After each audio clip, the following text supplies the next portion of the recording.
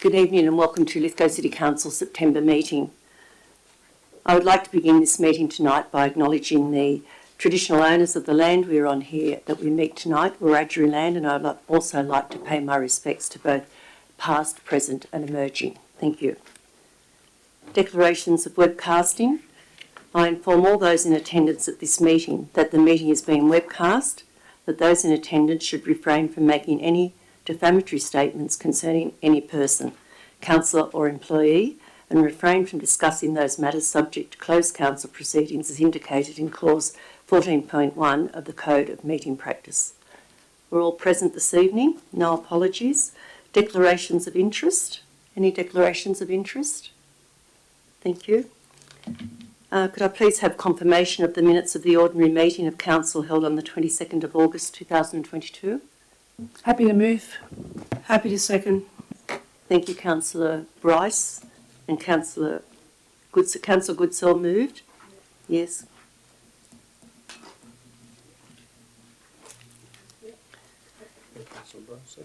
Yes. All those in favour say aye. Against? Carried. Thank you. On behalf of Lithgow City Council, as Mayor, I express sincere sympathy and condolences to any families that have lost loved ones since our last council meeting.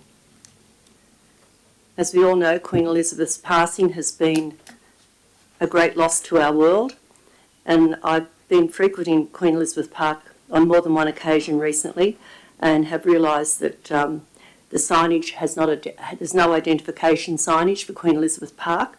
So I've had a request to the General Manager this afternoon to investigate some pricing and some suitable signing for our beautiful park. Public forum. Any person registered to speak during public forum on matters included in the business paper and registered via the council website prior to 12 noon on the day of the meeting will have the opportunity to speak. There will only be 2 speakers, for and against, on each matter on the business paper. Public forum will be allocated half an hour time in total, with each speaker having 3 minutes to speak. Speakers not registered for public forum will have the opportunity to speak on matters on the business paper if time permits. There's no mirror minute this evening. We'll have public forum, thank you. Kathy McNamara.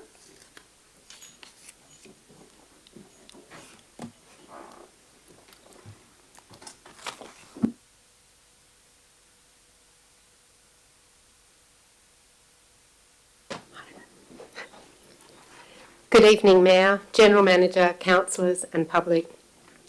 My name is Kathy McNamara and I've been a resident of Clarence for over 20 years and I'm a member of ABCD Inc., the Association of Bell, Clarence and Dargan. I'm speaking tonight about the development application for the community hall at 45 Petra Avenue, Clarence, and I'm really just here to say thank you. The revitalisation of our community hall has been the dream of so many residents for so long, and it's become even more important to us since the bushfires devastated our community back in December 2019. Our numerous community consultations have indicated the strong need for a place for our community members to gather, to feel included and to feel as if they belong and they're not as remote and isolated as sometimes people up in the mountains do feel. We need a place to run workshops to become more resilient as a community and to have a place to learn about preparing for future disasters. Feedback from our community has been really, really positive, overwhelmingly positive in fact. Long-term residents have commented that they've really missed having a place to gather and they're really excited that we're going to have that again. They think back to when community kindergarten and preschool was run on our community land and how it gave them a chance to feel like they were part of something, and they've really missed it. We've had new residents to the area, people who have just moved in, who have been really positive and they've wanted to get involved. They're asking us, how do we get involved? One couple, in fact, that have just moved into Clarence at a recent community event that we had on the land in Petra, they said how wonderful it was to feel that they were moving, or they've moved into this vibrant community that had events happening and had plans for the future, and they love our newsletter, and it was just so overwhelmingly positive. It was really lovely to hear.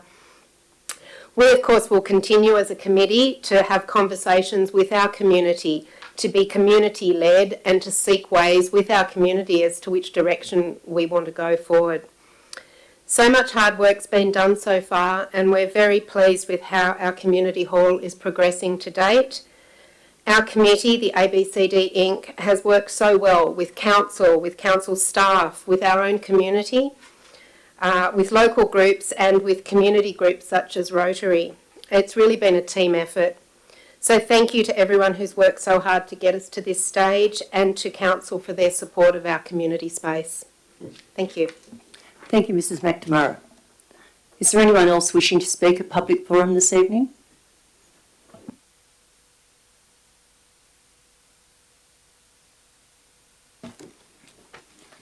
Item 9, Notice of Motion. Notice of Motion, the 26th of the 9th, 2022, Councillor Imani, Development of a Council Volunteer Policy. Have a mover, thank you. Thank you, Councillor Marnie. Have a seconder, thank you. Councillor Goodsell. Councillor Marnie. Okay, I'll speak briefly to it. I'll start with the management comments and where they rightly point out the impact of the COVID-19 pandemic on volunteering in our community. We now are starting to return to normality in our social and community life, and I note when I'm out and about the amount of councillors that are involved in community organisations, volunteering in our parks, in our organisations like Link, Police, Boys Club, Youth Club, sorry. So community volunteering is critical to our social and community life. Within council, I've been meeting recently with a number of interested parties who would like to be active in volunteering in council's area, and it's not uncommon for councils to have considerable volunteer programs. Our neighbouring council has 600 volunteers that look after 65 sites every month. They have 2 groups that look after the main streets of important townships, and their time is given freely, and they add tremendous value to our community. We also rely on volunteers very heavily to keep us safe. 2 of the highest risk areas that we have volunteers in is the Rural Fire Service and the SES, and again that's rightly acknowledged in the management comments. So what I'm looking for is to complete the process. At the moment we have a safe working procedure which sits in the middle between a policy, which is our organisational position on volunteering. We have the activation switch, which is the safe working procedures, and then we go down to safe operating practices, which are at the site level. So this is really looking at both from a community participation, but also a risk and governance process, that we have our systems appropriately in place. I note the attachment which related to a very unfortunate outcome for a volunteer in the Camden Council. That there was determinations that activity was unsafe, and that I'm not sure how that arrived at that point, but I believe for good governance we need to make sure we have all these documents in place, and I hope that we're a council that sees the opportunities, not the constraints, with involving our community in providing community services. Our community sports wouldn't exist without community volunteers. If we had to pay every coach and every volunteer, neither would our school P&Cs. This community, as much as any other rural community, is built on volunteering. So I bring this forward initially to get an information session, and also to then develop a timetable for the completion of what I see as an important piece of policy work. Thank you. Thank you, Councillor Marnie. Councillor Goodsell. Thank you, Mayor Statham. I'd like to thank Councillor Marnie for bringing this to our attention. It is absolutely necessary to have volunteers across all organisations and particularly at council as well. But in the commentary, council staff have stated that our current volunteer procedure needs a significant overhaul to mitigate risk against council and also risk to our residents. And I think that at the moment is the most important thing that we need to get done. I don't believe that policy or that procedure has been looked at for a large number of years. So that first of all needs to be done. And then again, I'm uncertain. I've had a lot of conversation around this. I'm uncertain whether a policy or procedure is needed or both. I've listened to Councillor Marnie. Very happy to support it coming back to an information session and for discussion so that we can all understand what's involved with a policy, what the workload's going to be, and the benefit obviously to the community and to council and the mitigation of risk. Thank you, Councillor Goodsell. Anybody else wishing to speak to this? Councillor Coleman? Yes, thanks, Mayor. I support Councillor Marnie's notice of motion as well. As per management comment, the last two lines to be exact, much more could be done to engage with volunteers within our local government area. To do this requires consistent resourcing to attract, recruit and train, supervise and retain a cohort of highly capable volunteers. I believe in supporting Councillor Marnie's notice of motion, this clearly addressed this and the desire to engage with not only our volunteers, but the community as a whole. That's why I choose to support Councillor Marnie's notice of motion. Thank you, Councillor Coleman. Anyone else wishing to speak for or against it? Councillor Bryce? Thanks for bringing this forward, Councillor Marnie.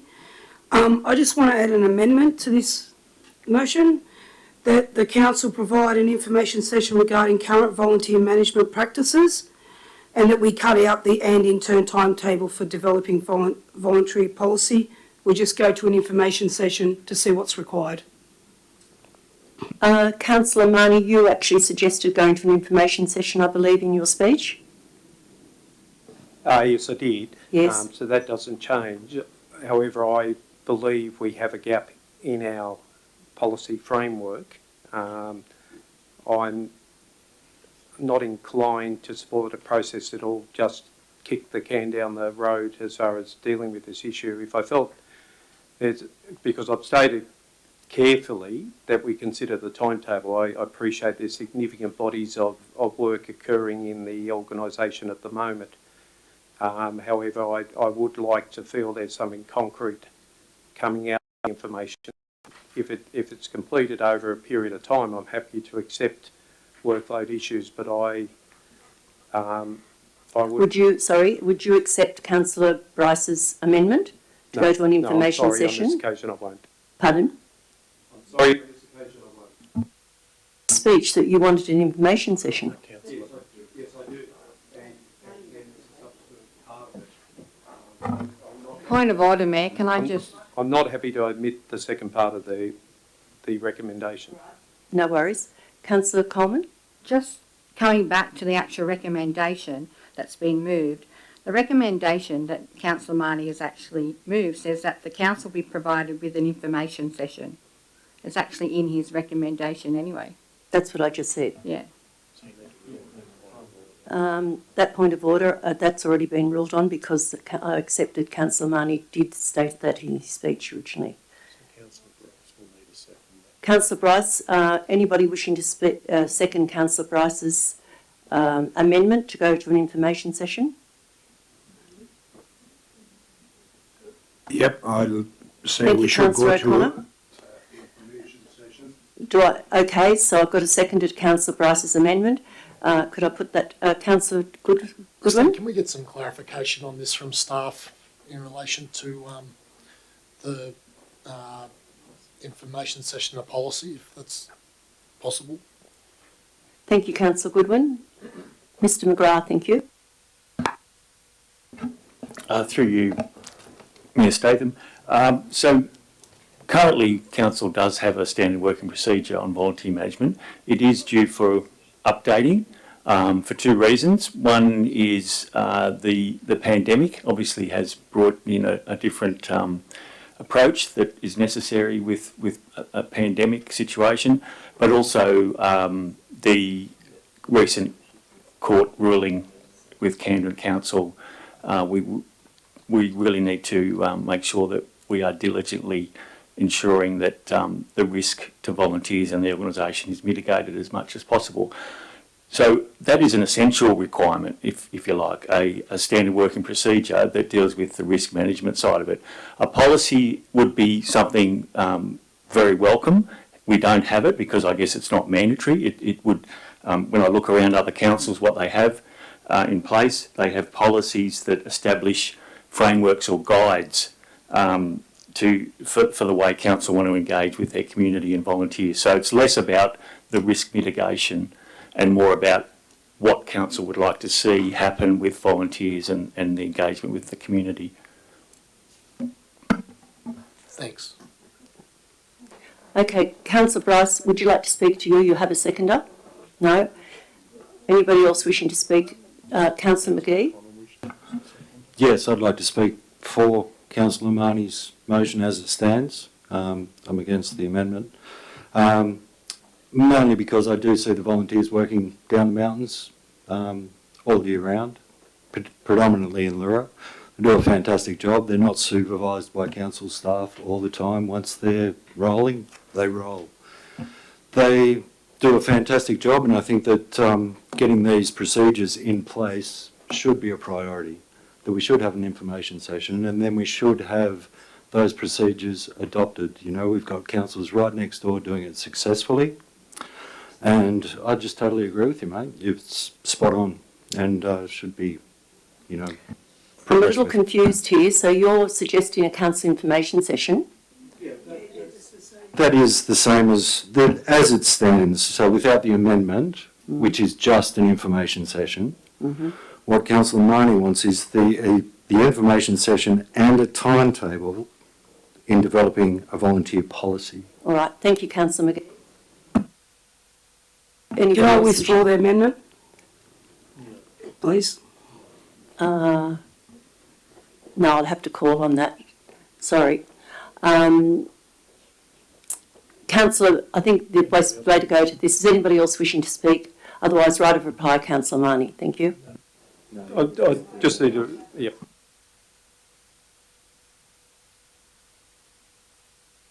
So, Councillor Bryce, I'm not sure that I can actually withdraw that amendment. So I'll put the amendment. All those in favour of the amendment? That's all right. Thank you. So it's lost? Okay, so Councillor Marnie now, right? Yes, and we return to the original motion. Yeah. Councillor Marnie, could you please give right of reply now? Thank you. Thank you. I'll be brief. I thank Councillor McGee for his experience and his commentary. I spend some time on the weekends talking to businesses in Main Street, and they are looking for a pathway forward to make our Main Street a much more attractive and to draw people in. There's not a lack of willingness in many of those business owners to be part of the solution. They're not problem identifiers. They want to be part of the solution. And Councillor McGee's rightly presented an example where that starts to play out, and there's a mutual benefit for both the visitors and the businesses of those locations. So I'll leave it at that. I hope we're a council that does see the opportunities rather than the constraints, and provides that opportunity to our community to take part in managing and making this place a better place to live. Thank you, Councillor Marnie. I'll put the motion. All those in favour say aye. Councillor Leslie? Yeah. Oh, all right, I didn't hear that. Sorry, I apologise. Unanimous.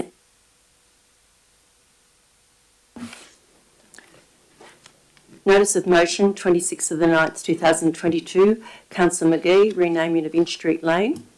And I'd like to second that, if I can. I'd actually like to withdraw that Oh, okay. motion. That's fine. I accept that. Thank you, Councillor McGee. Staff reports, General Manager's reports. General Manager's report of the 26th of the 9th, 2022, Central West New South Wales Joint Organisation. Can I have a mover for this? Thank you. Thank you, Councillor McGee. And a second to Councillor Goodsell. Councillor McGee, would you like to speak to that? Yes, I think that it's a good move. I think we should be part of the joint organisation. It's we're on this side of the Great Divide, so it does make sense that we be part of an organisation on this side. And yeah, I was very impressed with the presentation that they gave us at an information session as well. Thank you, Councillor McGee. Councillor Goodsell. Thank you. I think the most important words in this matter in the business paper is the associate membership. So I fully support this, and I'm very pleased that staff recommended the associate membership rather than a full membership. Not only are our finances under pressure for a full membership, but the 5 years I've been on council, I've seen little or not many results out of us having been on Centrock and Westrock memberships. And this associate membership, if approved by New South Wales joint organisations, will allow council just to sit back and identify the gains we could possibly make from this organisation. It's difficult, once again, when we sit between two joint organisations that differ significantly with economic, industrial and geographical. And I'll only ever support us going in full membership of a joint organisation when the benefit outweighs or offsets the cost that it takes to get there. Thank you, Councillor Goodsell. Anybody else wishing to speak on that? Councillor Leslie? Thank you, Ms. Statham. I think it's actually quite a weird report, and it's not relevant to the issue. And, for example, we're told that there'll be an election for the New South Wales government next year. Well, yes. So there will still be a New South Wales government next year, whether there's an election or not. I voted against against leaving Westrock, but this council needs to be in one or other of these regional organisations of council, so that we have some organisation that can lobby for us on our behalf, and I accept the decision of the council. So particularly on matters relating to regional matters. But associate membership is where I balk at this. Associate membership might be appropriate for the Upper Macquarie County Council, which deals with weeds. But we're a general purpose council, and for us, I think it's totally inappropriate. Lithgow Council is either an active participation and with rights, voting rights, or it's not. You can't be half pregnant. You can't just decide, oh, I can't be involved. Let's try and let's not get too involved. Every council in New South Wales has financial problems, and yet we're trying to piggyback off those other councils. We're trying to say we're more important than other councils. We'll come and take the benefits, but we won't take the responsibility, and we won't put up our money. We'll use your money instead. I think that's really poor, really weak. I think we need to be... Point of order, Mayor Statham. Councillor McGee, your point of order.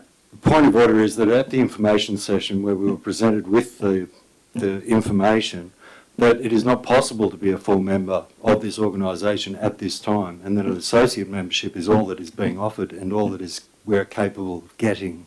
That's not I'll true. accept that point of order. That's not true. I've accepted that point of order, Councillor Leslie. I heard Jenny Bennett, yes, and she talked about associate membership. I suspect she did so because she felt that was some way to get something out of this council. I suspect she tried to make a position which might be palatable to this council. But if you read the recommendation, and I'll move an amendment just to clarify this. So I'll move the amendment now, and that helps.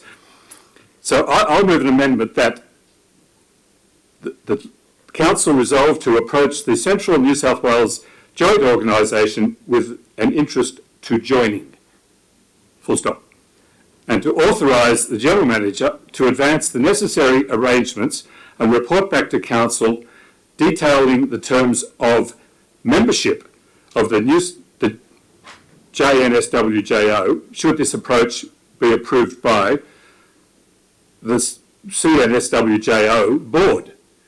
Now, there's a process by which Lithgow Council will join. We may need to get state government approval, but it's part of the process. And that's what my amendment would do, to approach the joint organisation saying we are interested in joining, and to authorise the General Manager to proceed with the approach to do it. And therefore, and that when that happens and we join as an active member with full rights, full voting rights, full participation, and we pull our weight. Before I ask for a seconder, I'll just get the General Manager to comment on that. Thank you, Councillor Leslie. I hear Councillor Leslie's comments, and I apologise if the use of the term associate infers a subordinate role or not an active role, because that's not what has been put to me. It's been put to me as a pragmatic recognition that it takes perhaps 12 months to join a joint organisation in any event.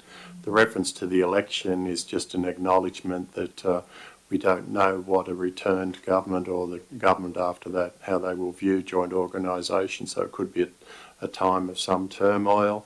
It's easier, albeit a 12-month process, to join a joint organisation to leave it. It's relatively easy to leave the Western Sydney Regional Organisation of Councils.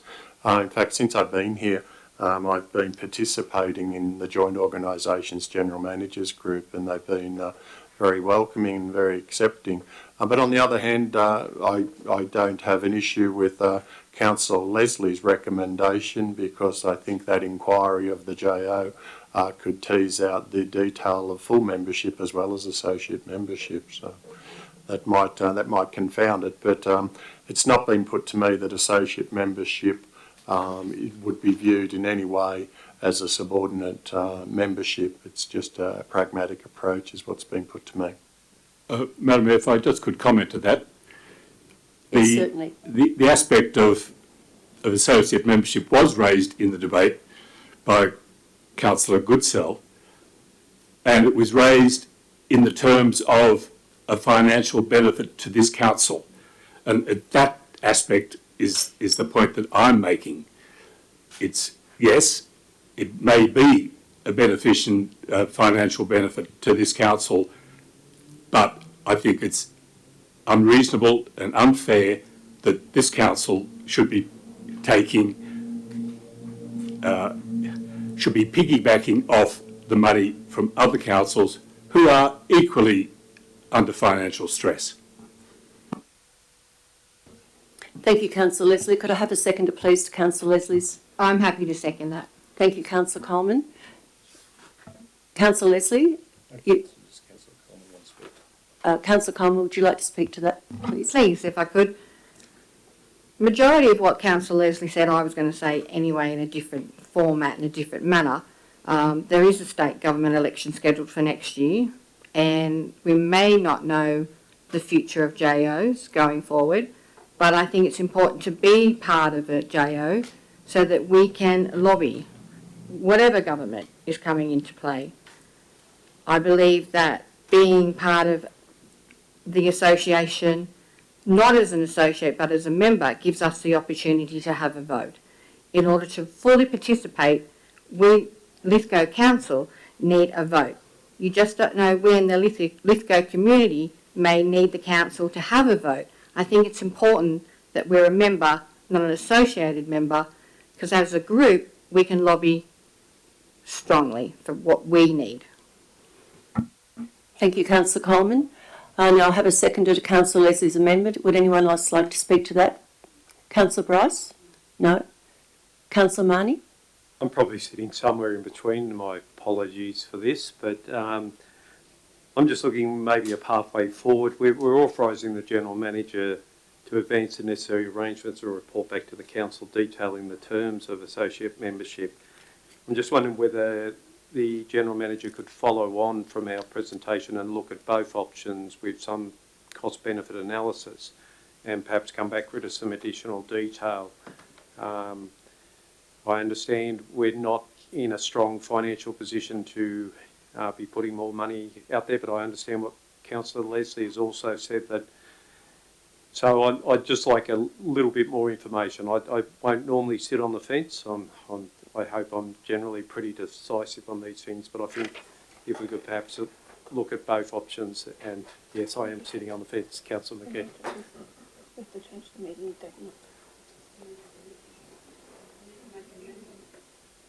Councillor Leslie, would you accept that as an addition to your amendment? I wonder if Councillor Marnie could just reiterate that for me, just as to exactly what he would like to have changed in the amendment that I have on the paper, on the video in front of me. Okay, I might not get the verbiage completely right, but essentially we're authorising the General Manager to review both options for their effectiveness, both the associate and a full membership, and to bring back a cost-benefit analysis when at this stage we're not authorising. Yes, I'd be happy to accept that. Okay, thank you. Thank you, Councillor Marnie, and thank you, Councillor Leslie. Anybody else wishing to speak for or against this? Councillor Marnie, would you wish to speak further, or you're happy with that? Councillor Leslie, right of reply? I've just moved the amendment. I'm happy to leave my speech at that point. All right, I'll put the amendment, thank you. All those in favour say aye. The amendment now becomes the motion. Councillor Leslie, would you like to speak to that? Are you voting against? Do that again, no, I don't please. wish to speak, Can I please do that again? All those in favour of the amendment? Councillor Goodsell is against that, thank you. Councillor Leslie? I understand now that the amendment has come to the motion, and I don't wish to speak any further to it. All right, thank you. I'll put the motion then. All those in favour say aye. Unanimous, thank you.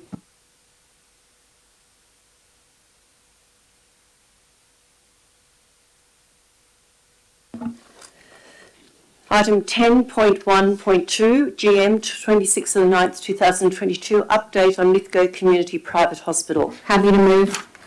Happy to second. Coleman. Thank you, Councillor Goodsell. Oh, you sound so the same. Sorry. Councillor Bryce. Councillor Coleman, would you like to speak to that? Thank you. Yes, please. I understand, Mayor Statham, there was a late report regarding this issue. Perhaps the General Manager could actually, or whoever provided that report, could actually give us a verbal report here for the public before I go any further.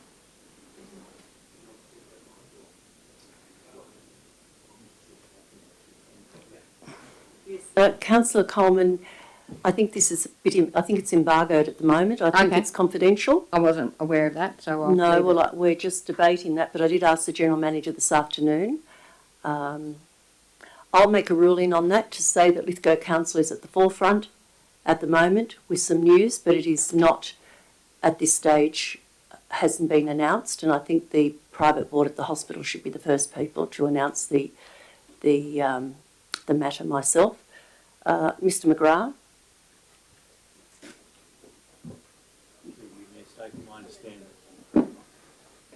I understand that negotiations are proceeding and that it's a very amicable process at the moment.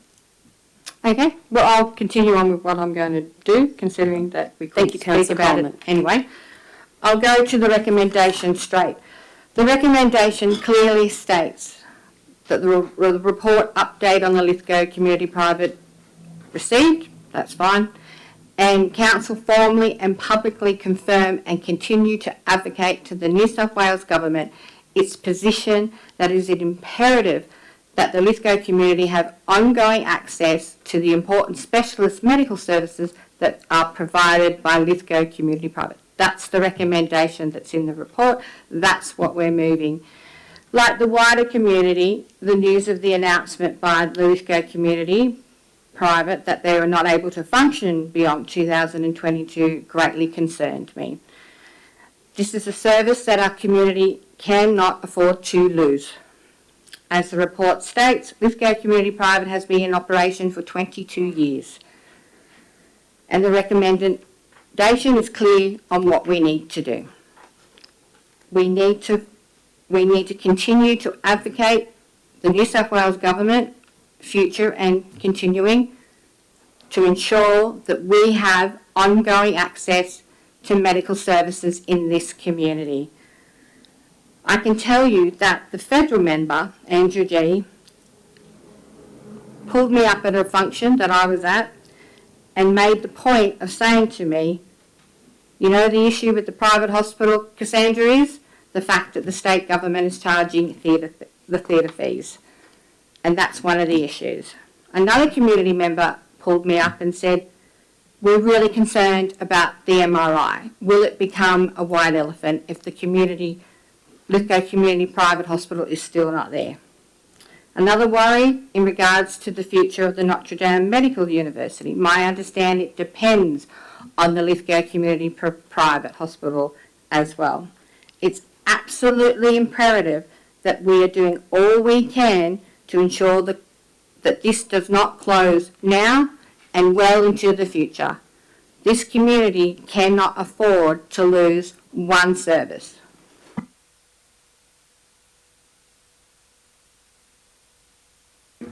I would normally not enter into the debate, but Councillor Coleman has said here, Council formally and publicly confirm, so I can't expect any of our councillors to confirm or not confirm what has been happening behind the scenes.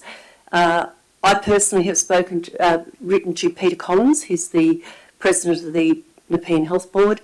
The General Manager has visited Kay Hyman this morning. He's phoned Kay Hyman on at least 2 to 3 occasions I know of. I've also spoken to Andrew G, Paul Toole, and I have sent letters to every member of the Lithgow Private Hospital Board. I have also spoken to people in charge of the public hospital system. There is not one stone left unturned as far as the Notre Dame. I've spoken to Dr. Deeren at length last Wednesday evening. I've spoken also to people regarding the MRI. And of course that is a necessary bargaining tool at the moment. We cannot do without the MRI, the private hospital, or anything that could hurt the future of Notre Dame. So our council be very proud of what we've done, and as a team we all are on the same page batting for this, and I hope the news is fruitful when it really is released. Can I have a seconder please? Councillor Bryce, thank you. Would you like to speak to that? Yes, I will. Some really good progress is being made with the private hospital. But the thing is, we need to remember it is a private hospital, and it is very hard to prop up a private hospital from the public system that's already stressed anyway. So it is pleasing to see that they need to change the mode of delivery out of the hospital to make it far more financial and actually able. But I use that private hospital. I'm very happy that it's that if we are going to retain the services in the future, it saves us a lot of people in Lithgow having to travel for those services. But it is still a private hospital, and we need to make sure that they change their mode of operation to be far more financial and suitable for our community. Thank you, Councillor Bryce. Anyone else wishing to speak to this? Yeah, go on. Councillor Leslie? Thank you, Ms. Statham. I understand that there are aspects of this that have been embargoed, therefore I'd like first of all, I'll just merely ask, could this matter be brought back to the next council meeting so that the embargoed issues are actually able to be put before the community, so that the community is made fully aware of what those issues are and what those outcomes. If I don't get an agreement that is possible, then I'll move an amendment to that effect. I'll accept that. Thank you, Councillor Leslie. So you would like to So you'll have include this, that as part of the motion? That, and I don't think anyone will have any problem. Councillor Coleman, Councillor Bryce? No, thank you. Anybody else wishing to speak on the matter? Councillor Marnie? Yes, just briefly. This is a point of concern that's been raised with all of us. I'm sure no one's not had someone speak to them about it. My concerns is that in these small population centres in rural New South Wales, we need to have tailored responses from New South Wales Health.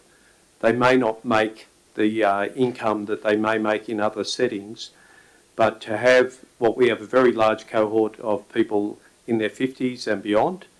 We also have a cohort of people who are in the lower end of our socio-economic settings. I think it's becomes very difficult for those people to, in all circumstances, be able to mobilise and travel to Orange or travel to Nepean or Westmead. I think it's critical that the investment that this community has placed in this is paramount, and I accept and I acknowledge and I thank the Mayor and the General Manager for their advocacy. I've no doubt that is occurring very strongly, but I think uniformly across our community, we really want to see this in place. And it was on Facebook the other day as someone ad hoc is trying to organise a return home from a day procedure. Now, if they were going to Bathurst, it'd be a completely different issue. But fortunately, that sort of volunteering culture in our community, somebody put their hand up to be the responsible adult and get them home after the procedure.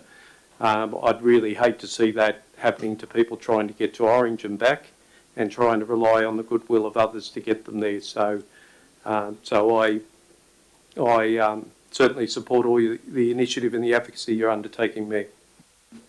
Thank you, Councillor Marnie. Anybody else wishing to speak for or against? Right of reply, Councillor Coleman. Thank you. Thank you, Mayor Statham. Yes, thank you for your advocacy. I think it's important that that is acknowledged. I will acknowledge that it is a private, Lithgow Community Private is a private hospital. However, the state, New South Wales, the state government recently gave funding to a private foreign company for a feasibility study. So irrelevant whether it's private or not, I believe that the state government has a responsibility to ensure that health services in this area is retained. Thank you, Councillor Coleman. I'll put the motion, please. All those in favour say aye. Unanimous. Thank you.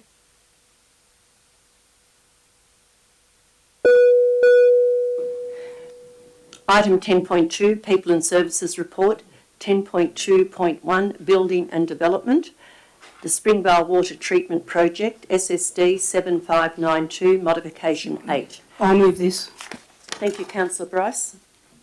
Could I have a seconder? Thank you. Second, thank you. Thank you, Councillor O'Connor. Councillor Bryce. There's not really much to this. It's just more water into Thompson's Creek from Springvale. I'm just going with the recommendation. Thanks. Thank you, Councillor Bryce. Councillor O'Connor. Go with the recommendation. Thank you, It'll help Councillor O'Connor. Springvale to do something else. Thank you. Thank you. Wishing to speak for or against this? Councillor Goodsill. I just had a silly question. Just wondering, why is this modification listed as modification 8 when all the previous modifications are sequential? Have we missed 6 and 7 somewhere? Mr McGrath, thank you. Through you, Mayor Statham, I'd have to take that on notice, Councillor. I'm not sure why they're out of sequence. Thank you, Mr McGrath. You're happy with that, Councillor Goodsill? Thank you.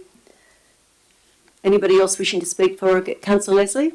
I just have a question. I note that the recommendation is that the information be noted. Does this mean that it's someone else's decision and we're just being advised? Is that right? Yeah. Would you like to speak on it? Mr McGrath, thank you. Through you, Mayor Statham, yes, that's correct. It's assessed by the Department of Planning. So they've asked us for our input, for Council's input. Thank you. Councillor Leslie? So our input, and what exactly was our input. Yeah, Mr. Statham, at this stage, the officers have informed the department that there's no impediment as far as we're concerned. Thank you, Mr McGrath.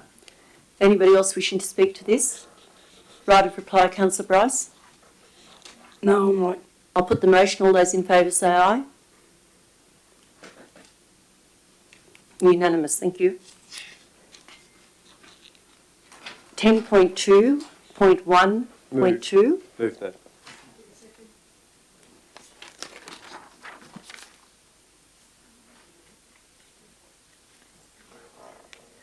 Thank you, Councillor Marnie and Councillor Goodsell. Councillor Marnie, would you like to speak to that?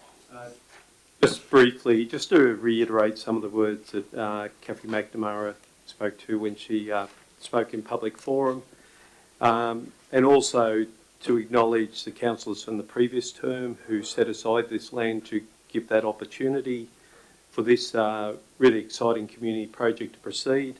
Particularly want to acknowledge Councillor Goodsell, who I met at a meeting in the bushfire station after the fire when I wasn't a councillor. I was just an average punter out there.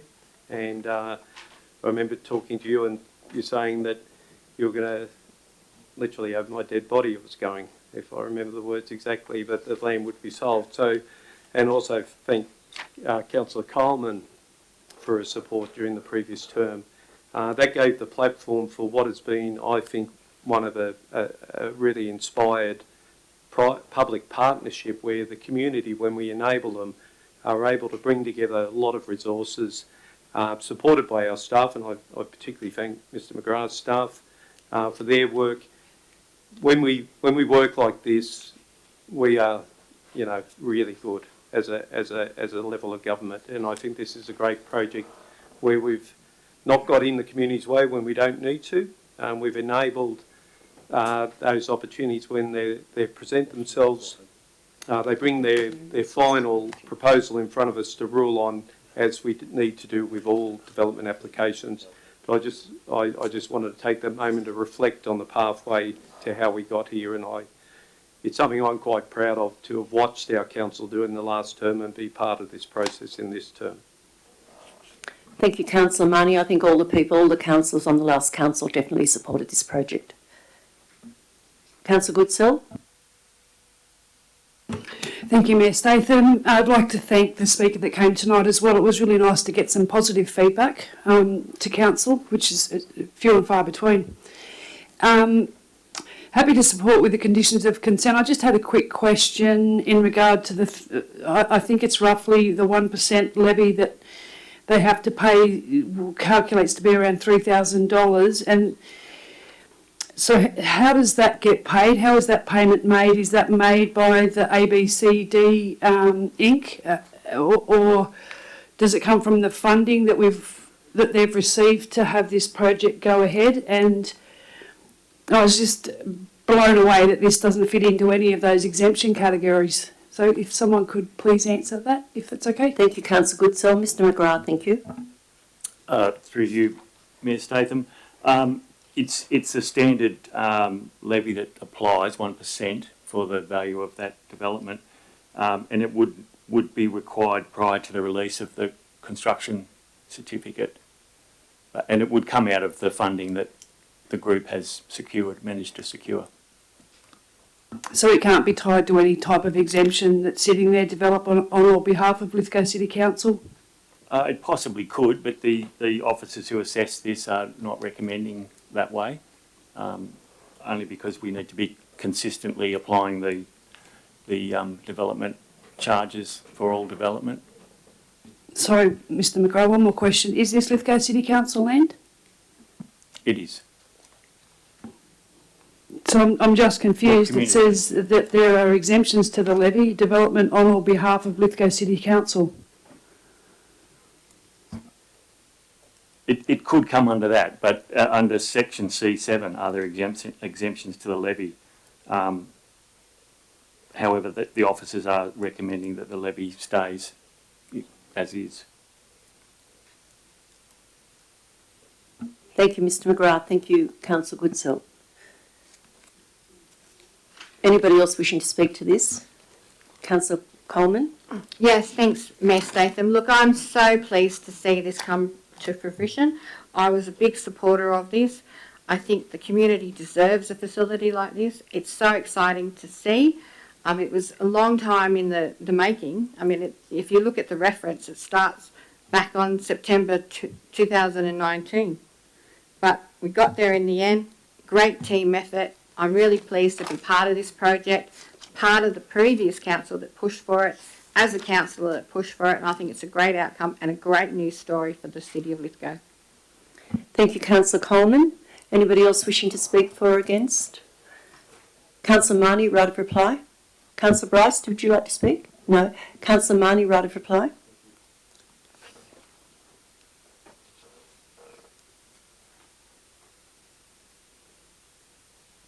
Oh, all right. I'll put the motion. All those in favour say aye.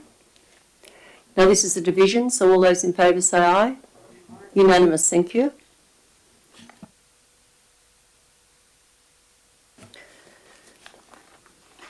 An Economic Development Report, 26th of the 9th, 2022, DA 138/21, 48 Hillcrest Avenue, Bowen Fells, release of restriction. Could I have a mover, please? Happy to move. Thank you, Councillor Goodsell. Have a seconder, thank you. Happy to second. Thank you, Councillor Goodwin. Councillor Goodsell. No, I don't think there's much to say here. It's just that we're unrestricting a small portion of land. Fully support the recommendation. Thank you, Councillor Goodsell. Councillor Goodwin. Nothing from me. I'll support the recommendation. Thank you, Councillor Goodwin. Anybody else wishing to speak? If there's no dissent, I'll put the motion. All those in favour say aye. Unanimous. Thank you.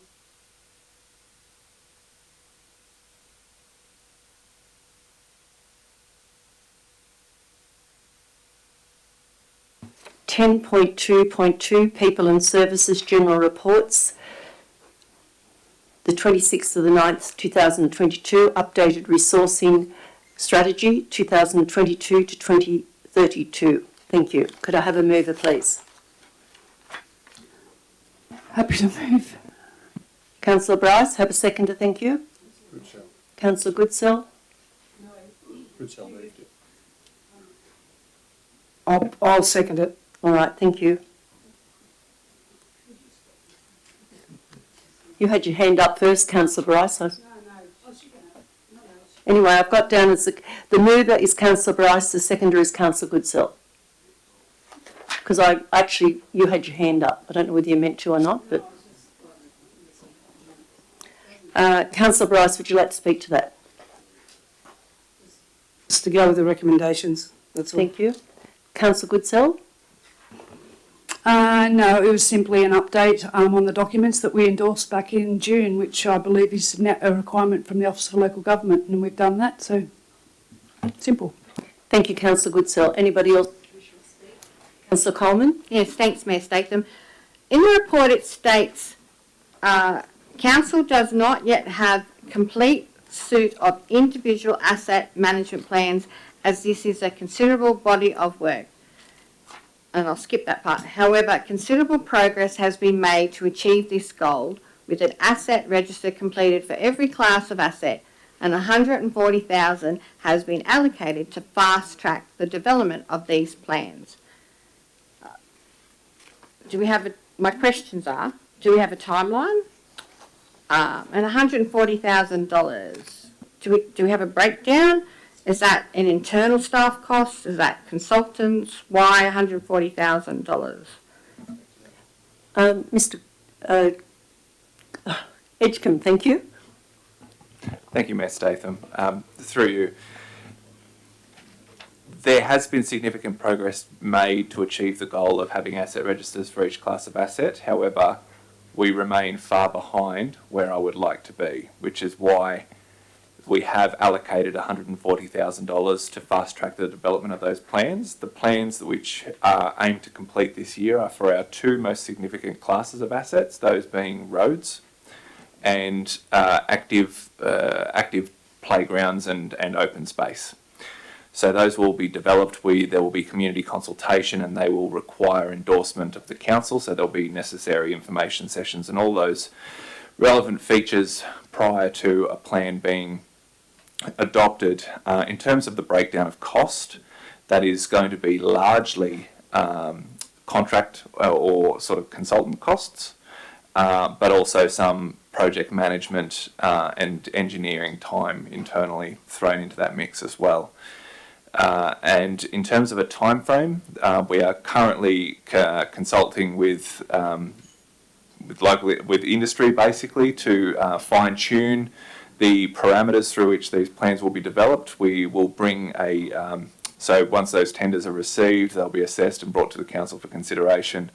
We aim to have this complete as quickly as humanly possible. In saying that, we want the highest quality plans possible. At the latest, they'll be finished at the end of this financial year, but we hope for the end of Q3. Thank you, Mr Edgecombe. Anybody else wishing to speak? Councillor Marnie? A couple of brief comments. The asset management plan component.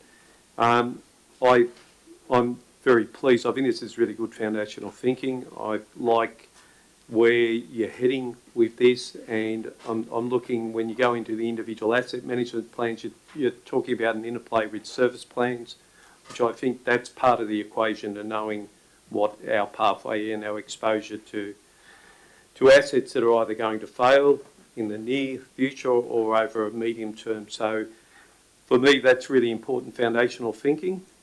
I'd ask that the workforce plan directly interplays with the housing strategy. I think that's going to be a challenge for us, recruiting and bringing people both into our own organisation and also outside the organisation if some of these employment initiatives take off where they need to. I have one concern that I see a group of assets which I'm happy to come back, but certainly sitting in that tourism sector with natural areas, walking tracks, lookouts, don't seem to be adequately captured at this stage. We've also got cemeteries as an area that I'd like to see some of those areas dealt with. My concern is I want to feel confident that we have a clear understanding of our exposure to our costs going forward with all of our asset groups. I certainly don't want to find a situation where we have another special rates variation conversation in 5 years' time that I pass on to another council term. Otherwise, I'm very happy to receive the update, and I also want to thank the staff who have made their time on the weekends to go out to so many different locations over the recent period. I've attended the majority of them. They've been quite informative, and there are some consistent themes that come up, and I'll be happy to talk to that at the end of the consultation process. But if I could ask that those things be considered. There was only one comment in the workforce management strategy, which I'm not quite sure where it comes from, but a statement about resistant to more flexible work practices.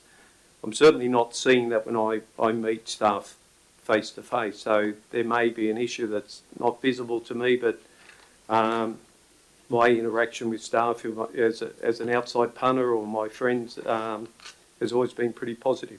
So I'm not sure what that's capturing there. Anyway, that's all from me. Thank you, Councillor Marnie. Anybody else? Right of reply, Councillor Bryce? No, I'm right, thanks. All right, I'll put the motion. All those in favour say aye. Councillor Leslie? Are you voting? If you want to know how I vote, ask for a division. That's the code of meeting practice. All right, I'll have a division then, thank you. All those in favour say aye. Thank you, Councillor Leslie. Thank you.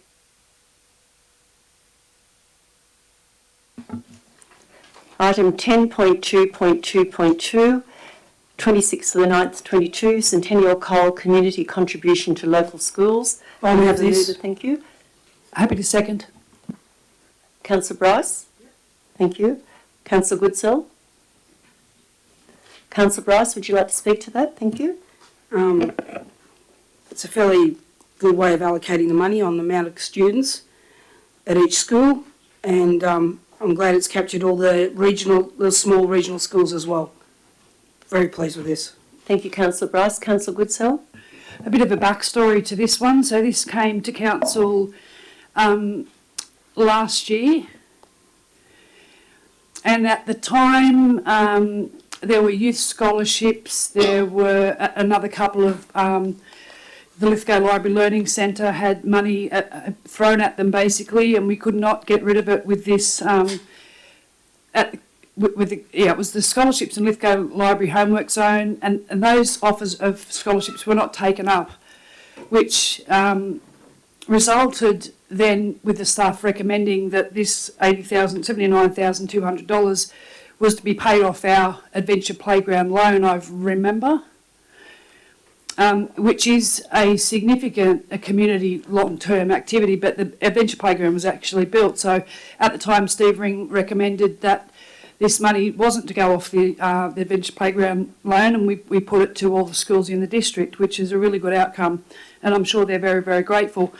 I don't know that this should happen again next year. I think that there possibly are other community, the Centennial Coal money, that the percentage per tonne is to be going to community long-term activities and projects, and I think we need to review it again sooner rather than later, not in 2 years, but I think that we'd be able to identify projects now that would fit in rather than, not that the schools don't deserve it, but they've had their share. We possibly need to identify projects for that to go to, not in 2023, but soon.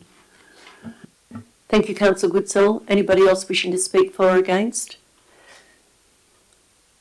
Councillor Bryce? Just to go on what Councillor Goodsell said, that yes, this has been great. As I said, it took in the small schools, which often miss out on this sort of money. But if we are going next year not to go to the schools, I'd like it to see spread evenly within all our communities, not just at Lithgow, Portland and Wang. It needs to go across all communities, just like this funding did go this year. Thanks. Thank you, Councillor Bryce. I'll put the motion. All those in favour say aye. Unanimous, thank you.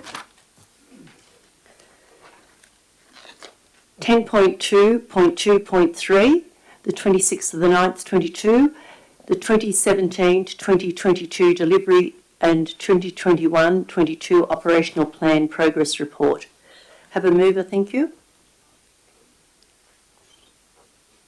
I'm happy to move that. Thank you, Councillor Coleman. Have a seconder, thank you. Councillor Goodwin, thank you.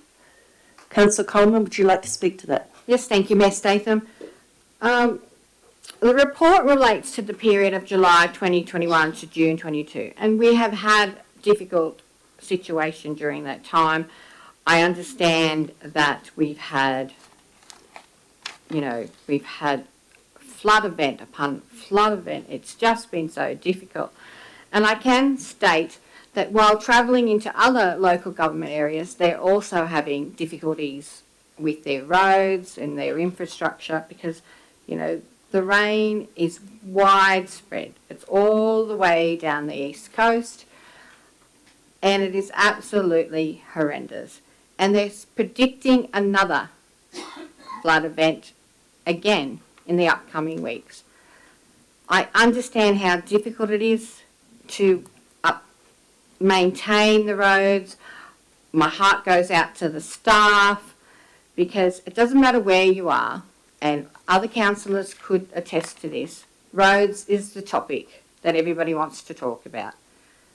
And I think that this report demonstrates that the difficulties in regards to the flooding, in regards to the pandemic and the war in Ukraine, and things are only going to get worse. The war is still continuing. The pandemic, it's not as bad, but still people are still dying of COVID, and we need to be thinking of that. But all credit to the staff in doing what they can in the circumstances that we have. Thank you, Councillor Coleman. Councillor Goodwin. No, I'll just go with the recommendation. Thanks, Mayor Statham. Thanks, Councillor Goodwin. Anybody else wishing to speak on this? Councillor Coleman, right of reply? I'm happy to have the motion be put. I'll put the motion. All those in favour say aye. Unanimous. 10.3 Infrastructure Services Reports. Tonight we have a report on flooding inquiry recommendations. Can I have somebody move this report? I would please? like to move it, but I have an amendment. Your amendment, Councillor Coleman? So I'm happy with 1, 2 and 3, but I'd like a 4.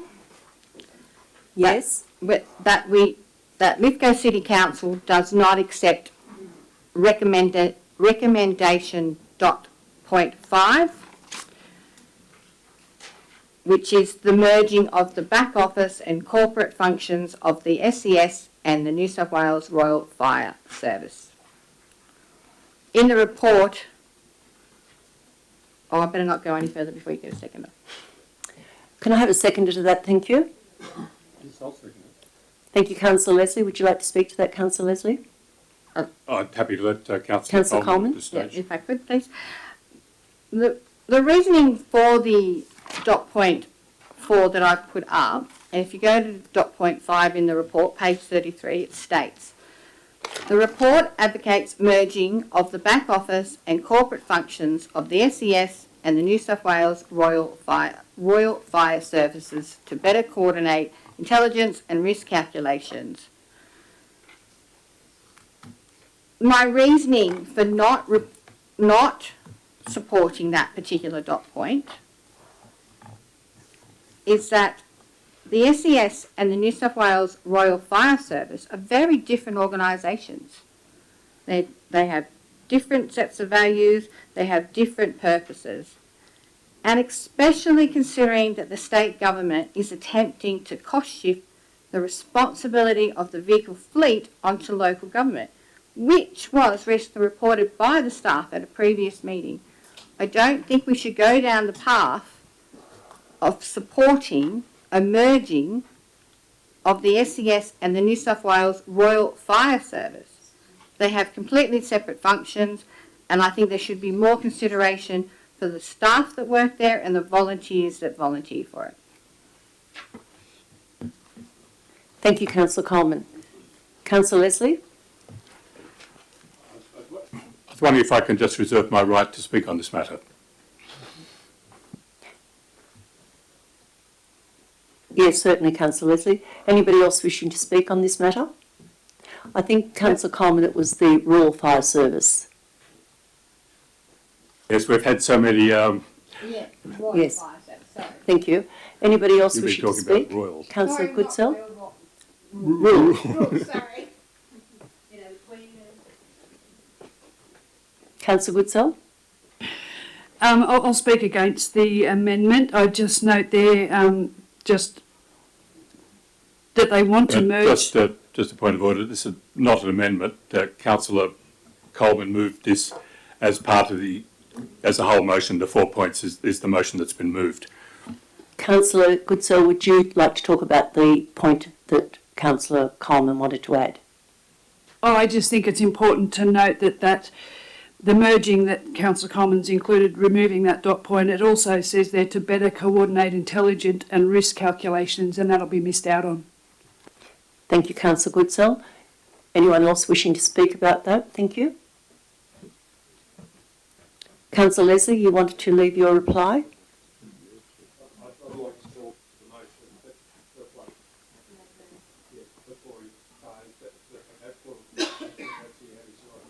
Yes, Councillor Marnie, go ahead, thank you. Okay, just a couple of quick points. Just noting the formation of the new agency, the New South Wales Reconstruction Authority, which is dedicated to disaster recovery and reconstruction and preparedness. Now, again, I'm just linking across a couple of items here, but that asset management thinking, and when I'm seeing some of the priorities coming forward, such as CUPRO and the realigning of sewer mains, where we're doing that preventative work, that's when the community, when they get visibility of that, there's a lot more confidence that we're pointing in the right direction as far as preparedness. What's happened for us, unfortunately, is we've had one disaster after another, which we've just done recovery. We need to get back in there and start looking at the root causes of some of the impacts.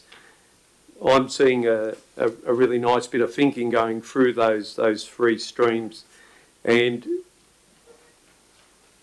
I think it's a closed circle. Preparedness, response, recovery, you build resilience, you prepare, it continues around that circle.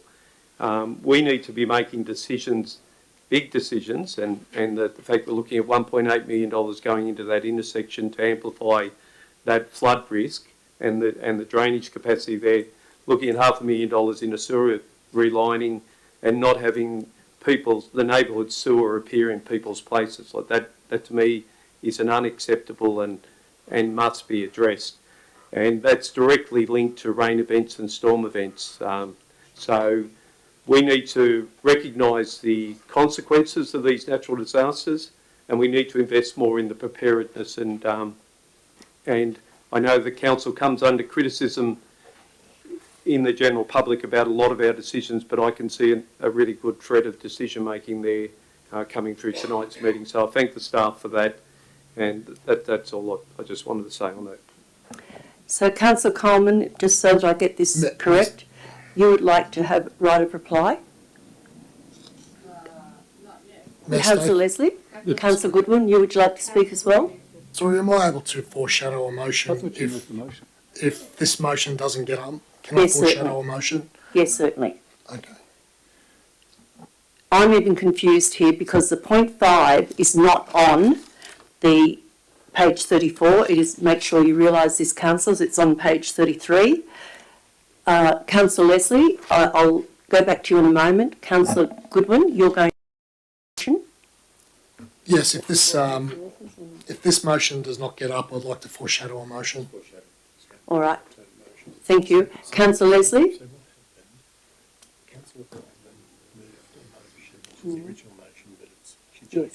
Yes, that's right. She took it out. Yeah. Right, okay. Councillor Leslie?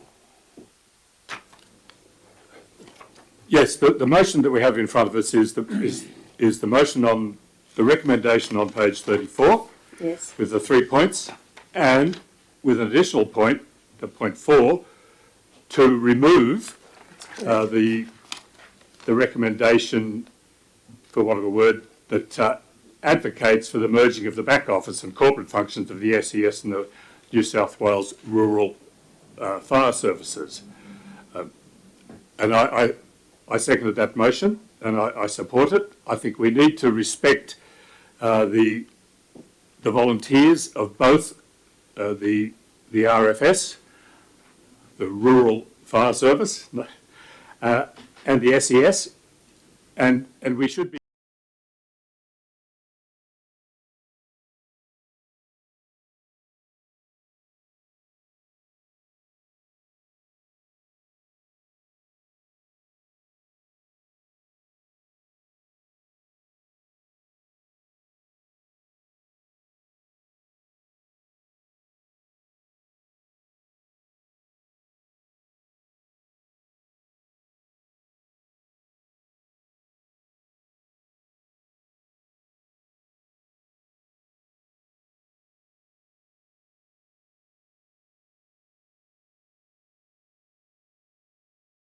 So it's not about people losing their jobs, it's about people working better together, from what I see. Thank you, Councillor McGee. Anybody else wishing to speak to this? Just briefly. Councillor Mann? I feel like there's inadequate information about how that merger is going to play out. I don't discount what Councillor Goodwin said as far as sharing, and same with Councillor Goodsell about sharing intel and risk profiles and things like that. It just would have been helpful if there was a bit more detail there on I'm not sure what the process is that has gone through. I'm happy to support the motion because I believe we need to bring that recommendation through, but I would have liked a bit more detail in there exactly what the consequences are, because they are two separate organisations, and the merger of two organisations, I'm just not seeing the pathway. Don't not discount the intel importance, but I just didn't have the information to support it. Thank you, Councillor Marnie. Anybody else wishing to speak for or against? Right of reply, Councillor Goodwin? No, I just think it's just the right thing to do when we've got emergency services trying to coordinate in disasters, and if we're not sharing intel, it puts other people's lives at risk. So I'll put the motion. All those in favour of Councillor Goodwin's motion, thank you. Against? So we have Councillor Goodwin, Councillor Goodsell, Councillor Bryce, Councillor O'Connor, Councillor Marnie, Councillor McGee, Councillor Leslie and Councillor Coleman. Unanimous. Thank you.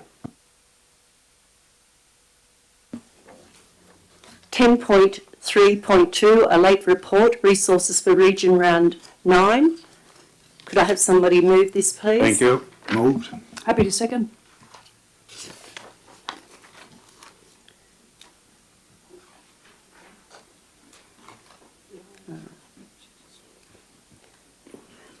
Councillor O'Connor. I would like to move this report to an information session for the simple reason we hadn't had enough time to look at it or to go over anything. It's too late evening of a council meeting to get this. So my recommendation is that we put it back to an information session and go over it proper. Thank you. Point of order. So Councillor O'Connor's not moving the recommendation? Can I have a seconder, please, for Councillor O'Connor?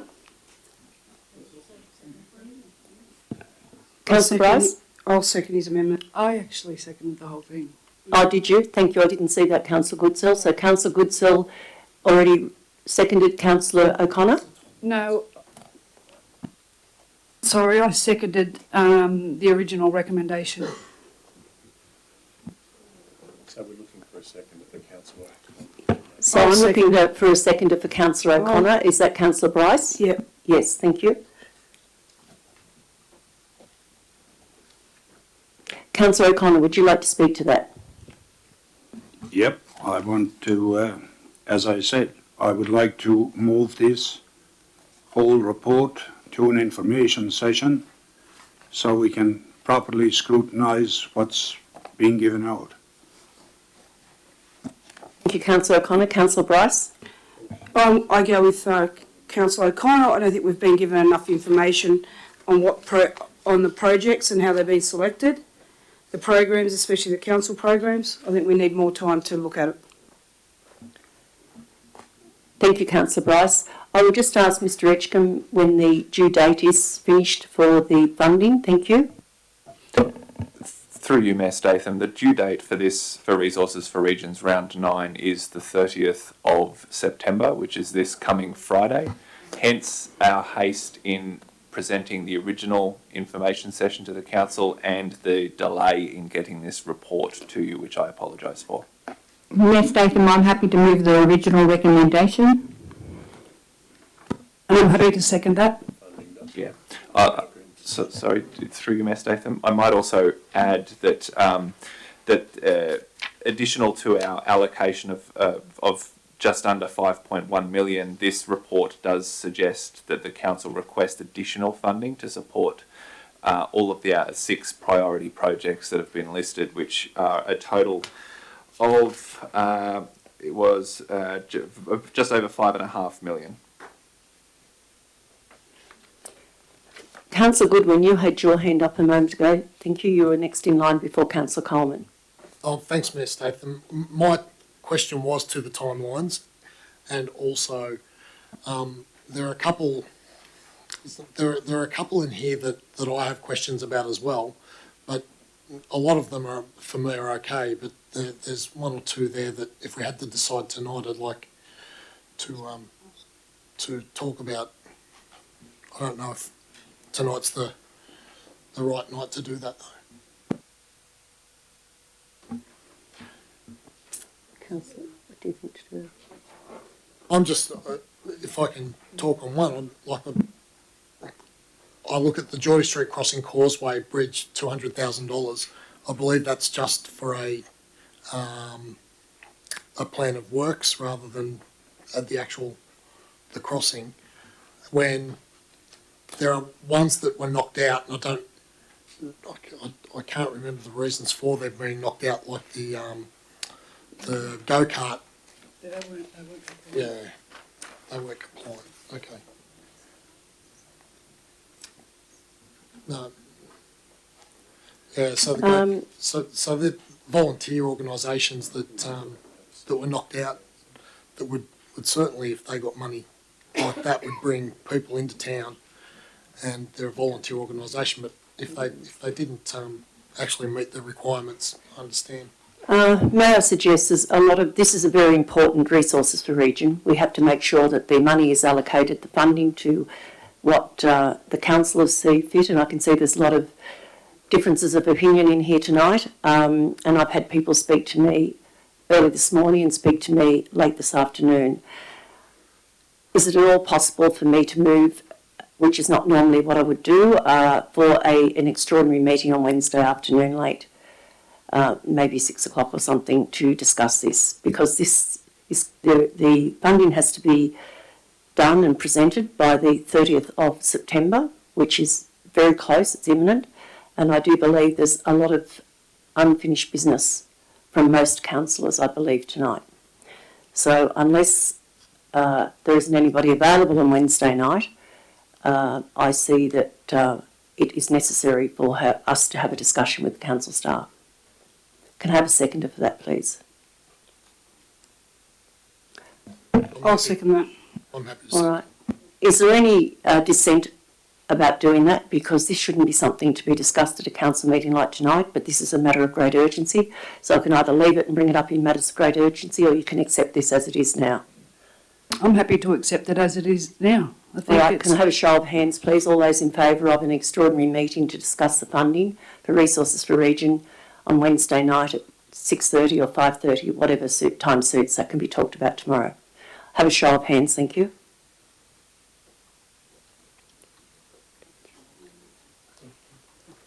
Five, four. It's still a decision for the council if they want to make a decision tonight, or if they want to defer the matter, or They're going to defer it. I'm moving. So can I have a show of hands, please? I just have a point of order. I've moved the recommendation. It needs, and Councillor Goodsell has seconded it. It needs to go to debate.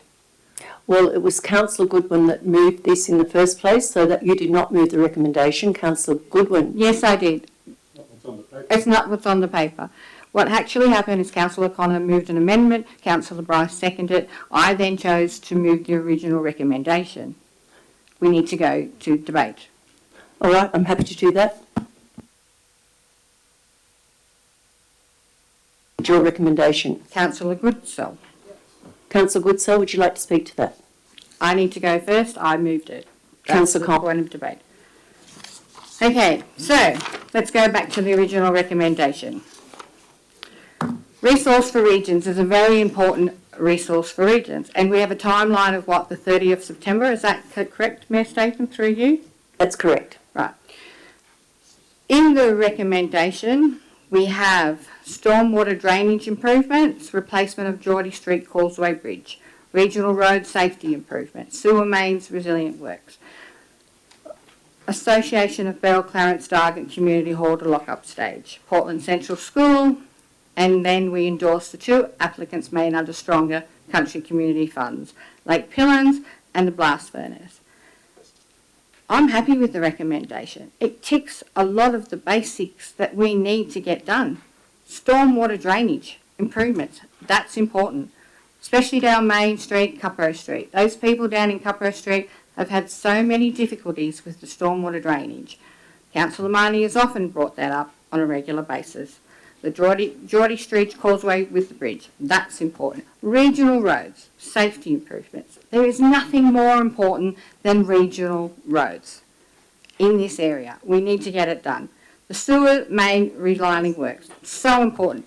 These recommendations are going back to the basics, going back to roads and sewer and bridges and the Bell Clarence Dargent Community Hall to lock up stage. That's fantastic. Portland Central School. My understanding through you, the Mayor, that a panel was put together, which Mr Edgecombe chaired, that made these recommendations. They nutted it out, they came to these, and I think we should follow the recommendation. Thank you, Councillor Coleman. Councillor Goodsell. Thank you, Mayor Statham. Yes, I agree fully with Councillor Coleman. These funds have been fairly and evenly distributed across our length and breadth of our local government area, and I don't believe that the submission's even closed until the 16th of September. So Mr Edgecombe and his team have only had roughly, 10 days or something to get that sorted, and that needs to be in by Friday. And it is unfortunate that those groups have missed out. Some groups have missed out, but at the end of the day, their applications weren't compliant. So I'm happy to fully go with your recommendation.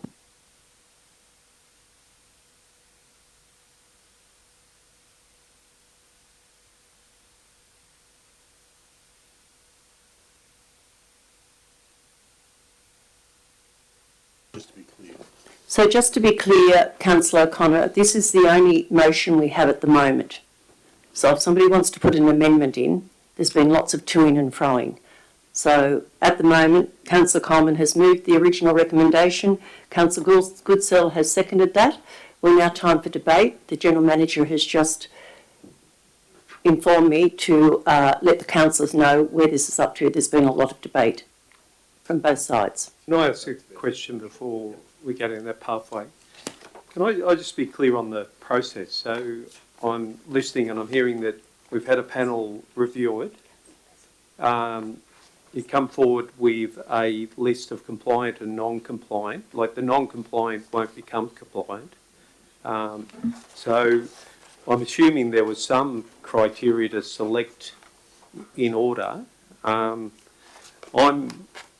Whilst it's important we advocate on behalf of our communities, I want to have some faith in our organisational processes, that if they're making decisions, I'm assuming they're making decisions on a merit-based selection.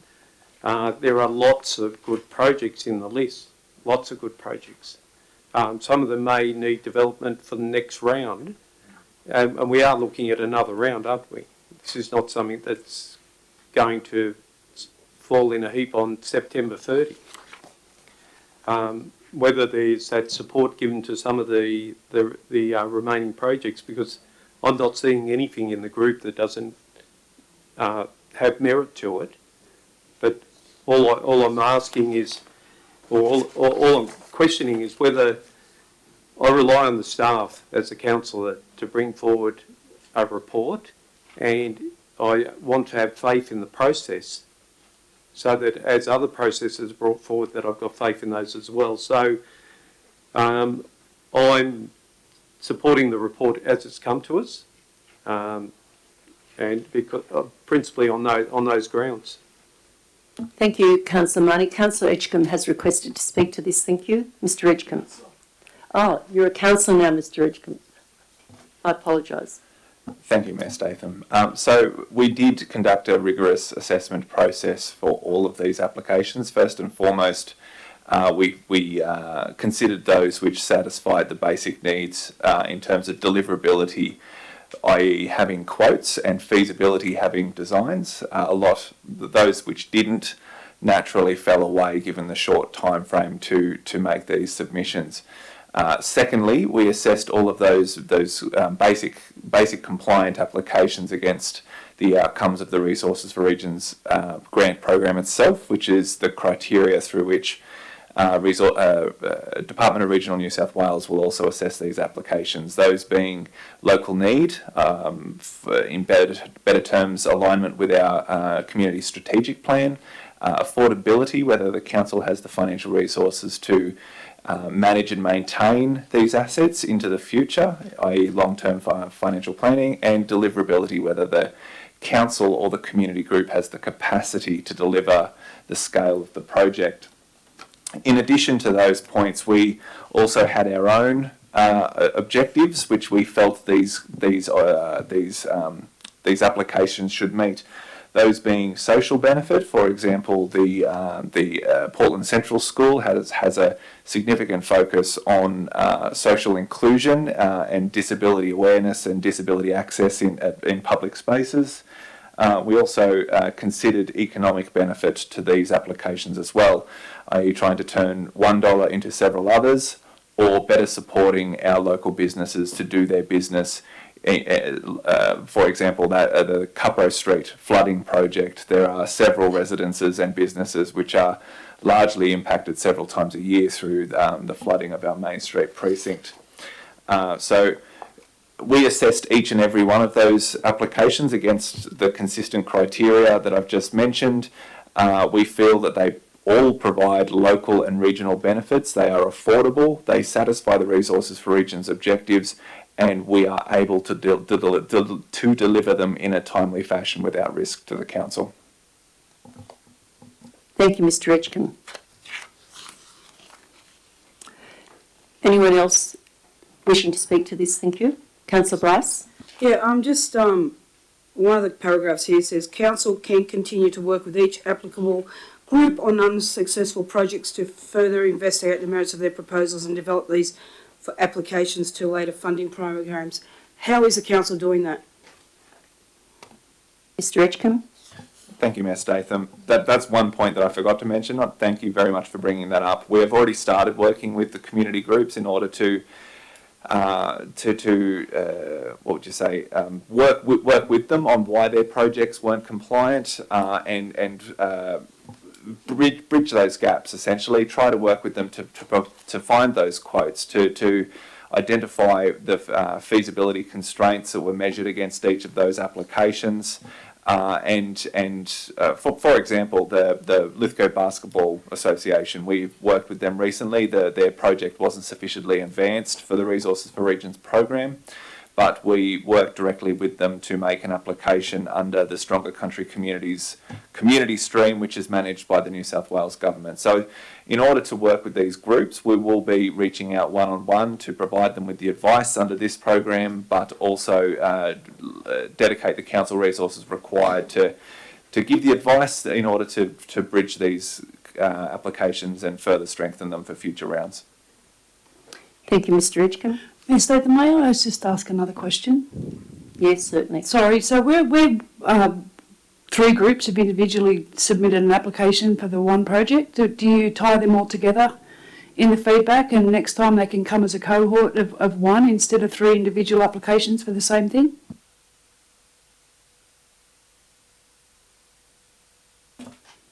Through Mayor Statham, I think I know the one the application you're referring to. That's probably the project of highest risk regarding scope, given the potential value. We would definitely relay that information to the group and identify what steps are necessary to develop the proposal into a shovel-ready plan. Thank you, Mr. Edgecombe. Thank you, Councillor Goodsell. Any more debate? Councillor Coleman, right of reply. Thank you. I'm happy for the motion to be put, Mayor. I'll put the motion. All those in favour say aye. I'll call a division on that. Thank you. All those in favour say aye. Councillor Goodwin, Councillor Goodsell, Councillor Bryce, Councillor Marnie, Councillor McGee, Councillor Leslie, Councillor Coleman, and against Councillor O'Connor and Councillor Statham. Thank you.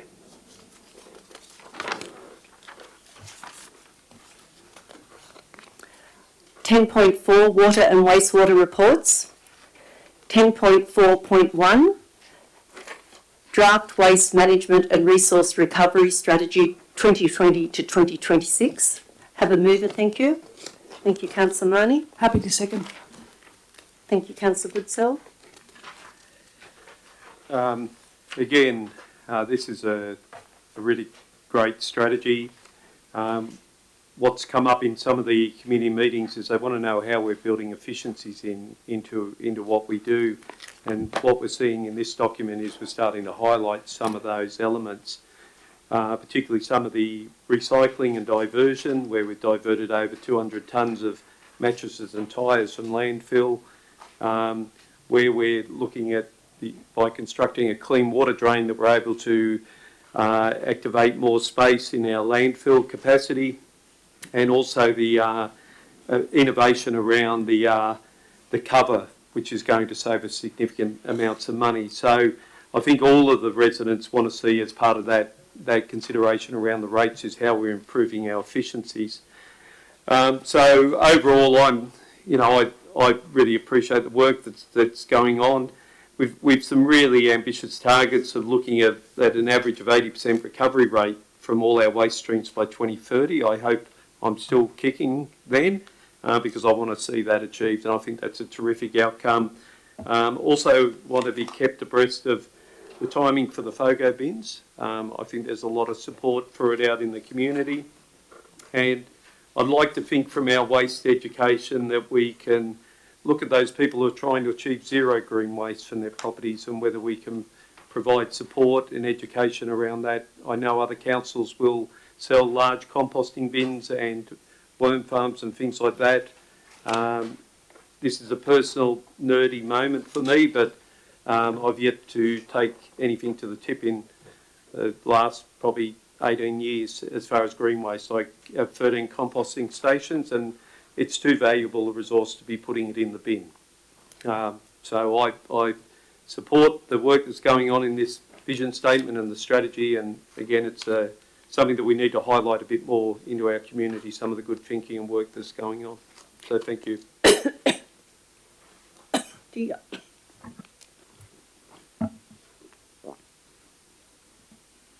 Thank you, Councillor Marnie.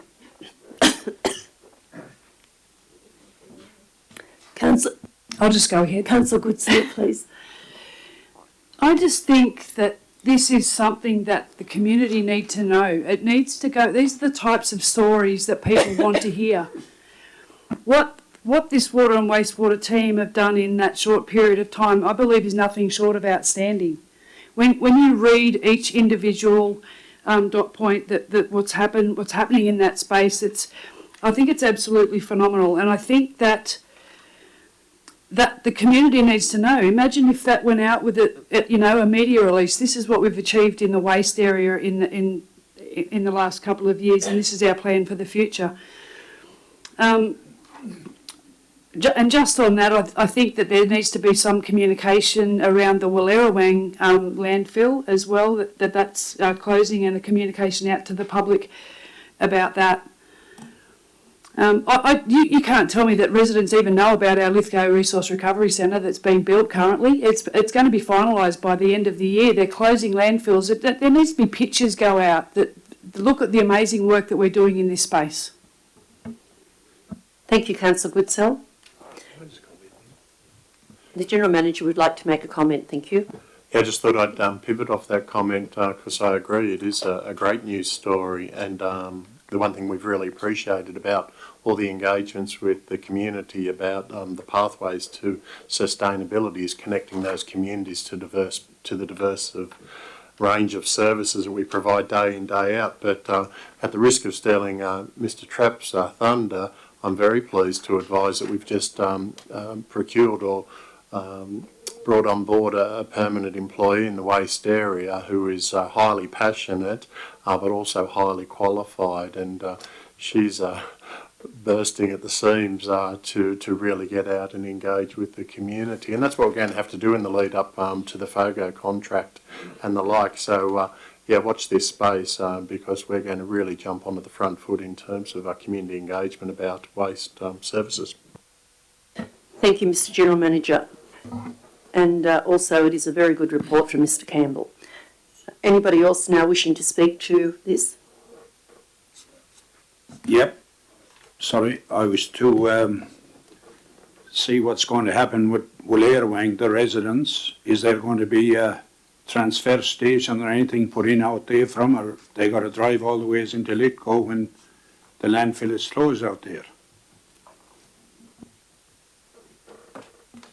Through you, Mayor Statham. So currently when the landfill does close, the two options will be to either use the Portland landfill and continue using that, or use the Lithgow landfill. Later down the track, and as part of this strategy, it notes in there about a large rural transfer station being built later on. Once some of these smaller landfills are getting further towards the end of their life, obviously Wallerawang's closing, and once we get further down the track with Portland and the like, yeah, large transfer stations will be how we proceed.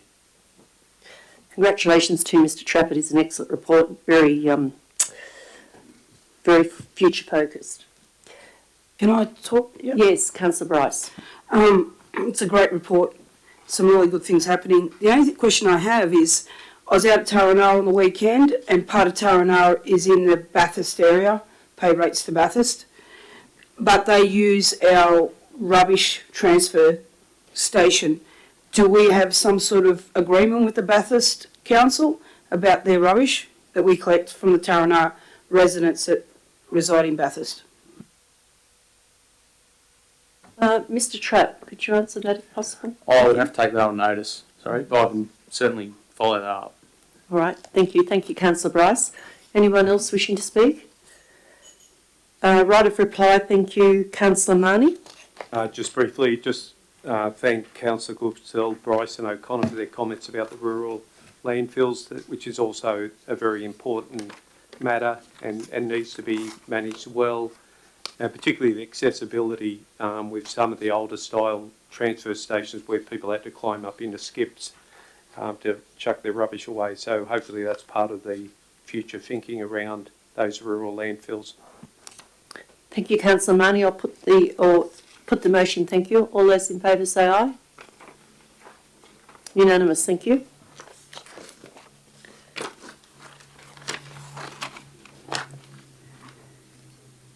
Extension of waste services contract. Waste and recycling manager. Thank you. I'm happy to move. I'm happy to second.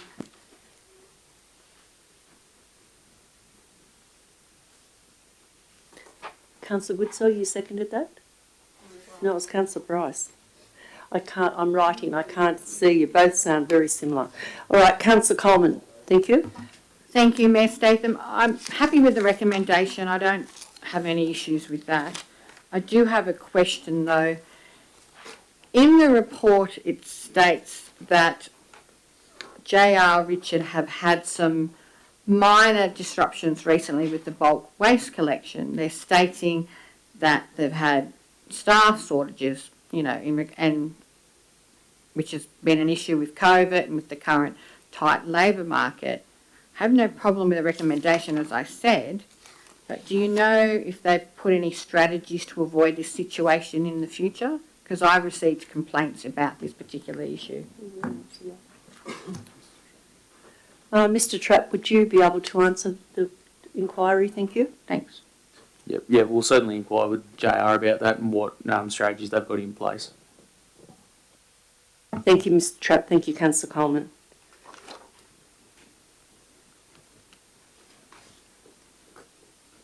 Who's seconded? I'll just go with the recommendation. Anybody else wishing to speak to this? No? If there's no dissent, I'll put the motion. All those in favour say aye. Unanimous. Thank you.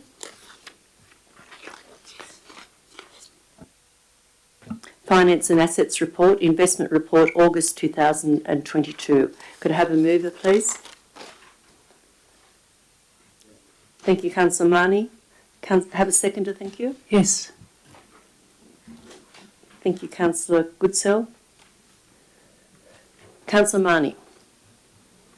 As always, I appreciate these reports for the finance section, and probably, as I've always said, it'd be nice if we can highlight some of those activities, particularly those payable transactions where we've got the civic ballroom building rectification and roof replacement and the earth moving and roadworks that are going on. I think it's important that we get visibility of the things we're doing well. We're happy to receive commentary on the things where we're not getting it right, but some are. But anyway, I think there's an opportunity each month to keep a bit of information going out, because there are some very good things that are going on with the council. So anyway, that's all. Thank you. Thank you, Councillor Marnie. Councillor Goodsell. Anybody else wishing to speak? Right of reply, Councillor Marnie. Will I put the motion? No, thank you. I'll put the motion. All those in favour say aye. Unanimous. Thank you.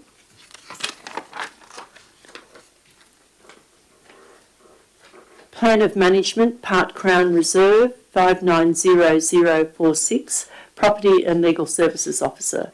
Sandra Colletti's report. Thank you. Councillor Leslie, happy to second. I think Councillor Bryce? Was that Councillor Bryce? I move that if I Councillor Leslie? may. I don't have any problems. I'm happy with the recommendation and I like the report, but could I ask, does this enable the Women's Shed now to be able to proceed with their grant?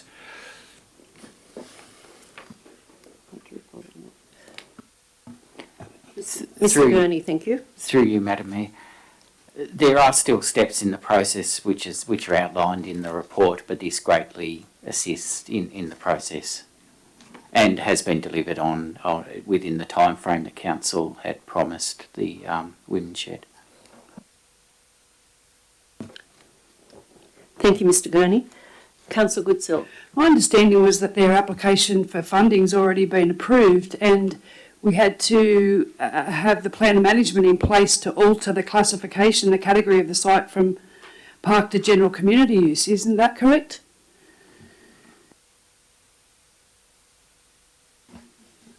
Through you, Madam Mayor, Mr. that is Gurney, correct. thank you. Yeah. Oh, okay. So what happens when, again, my concerns around the timeline of the funding having to be spent. If the minister rejects that application and doesn't alter the land use, what happens? What's the backup plan for the Women's Shed and where are they going to go and how are they going to spend their money really quickly if that doesn't get approved? Mr Gurney, the General Manager will reply to that, Councillor Goodsell. So it was an inevitable path that we had to go down when the grant was secured for this particular site, and we've shifted priorities and moved resources across to this plan of management process, and we're moving it forward as quickly as possible. And Mr McGrath is also engaging with the Women's Shed group and keeping them informed about process. But we're crossing each bridge as we go, and if anything, if there's any disruption or setbacks, well then we'll use what tools we have, whether that's an appeal or a representation or a political intervention. But as it's progressing, we're on track, so that, and it is a longer pathway. It'd be lovely if the site was classified and right to go when the grant was received, but we're moving it as quickly as we can. Thank you, Mr General Manager. Thank you, Councillor Goodsell. Just got a question, if I could. Councillor Marnie. Just want to get a feel for whether the Crown Lands Department is comfortable with a part plan or rezoning. If anyone can answer that for me, please. Mr McGrath, thank you. Through you, Mayor Statham. The indication so far is that they are comfortable with a part plan of management. So that sort of saved us from having to do a plan of management for the entire precinct of Tony Lachette. So they've allowed us just to focus on that one section of land. Thank you, Mr McGrath. Councillor Leslie? In reply, Is there, yes, your light went on. Is there anybody else wishing to speak to this? Councillor Leslie, right of reply? thank you, Mr. Statham. My question was, does this report and recommendation allow the Women's Shed to proceed? I got a yes to that, and I was happy. I understand that there are other steps, but the question was whether it allows it to proceed, and I was happy with that. Thank you, Councillor Leslie. I'll put the motion. All those in favour say aye. Unanimous, thank you. Proposed to close 2 submerged public roads. Could I have somebody move this, please? I'll move it. Second. Councillor Bryce? Councillor O'Connor? Yes. Councillor Bryce? I'll go with the recommendation to close these roads that are underwater, have been underwater for quite a long time. So let's go with that. Thank you, Councillor Bryce. Councillor O'Connor? I'll just go with the recommendation. Thank you. Thank you, Councillor O'Connor. Anyone else wishing to speak to this? I've just got Councillor a question. Are these 2 public road parcels a single parcel that's submerged they're two parcels submerged under the lake at this point. So there's no extended road that extend out of the water body. Mr Gurney, thank you. Through you, Mayor Statham, no, they are submerged. There's no portion of them that's not underwater. So it's really just a technical, historic issue to be resolved. Thank you, Mr Gurney. Anyone else wishing to speak? Right of reply, Councillor Yes, Rice? I'd like to move an amendment, if I may. And that is that at the end of point 1, that we add the extra sentence. This is to apply to the roads actually under the water. I do that because I've looked at the report and I've looked at the diagram. It is confusing to me. The diagram, for example, is not to scale.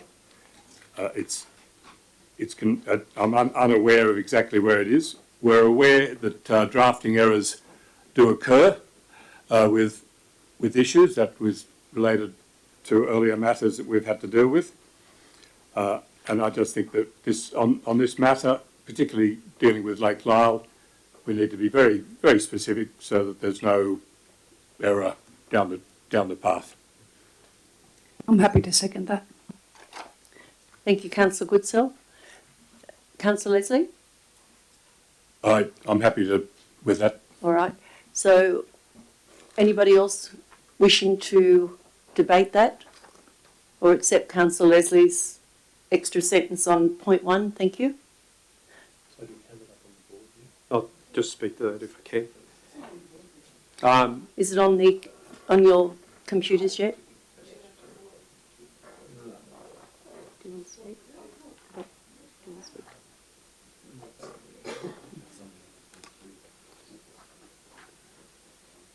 You happy with that, Councillor Leslie? It's not what I moved. I moved at the end of point 1. And the words I did actually move was a new sentence. This to apply only to the roads actually underwater.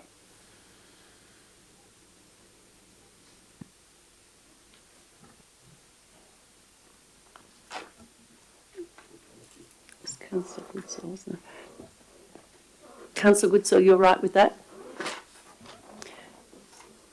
Any other debate? Thank you. So, Councillor McGee? Would that create a bit of a problem with, say, the pumped hydro goes in and the water goes up and down and bits of that road become exposed once a day? Would they become a road and then not? Mr Edgecombe will answer that question. Thank you. The roads themselves are simply paper roads. They don't actually exist under the water. If they did, they'd have long deteriorated. So there'd be no concern. Plus, they're in the centre of the lake. There's no real encroachment over the difference in tidal levels related to the pumped hydro. There'd be no risk there.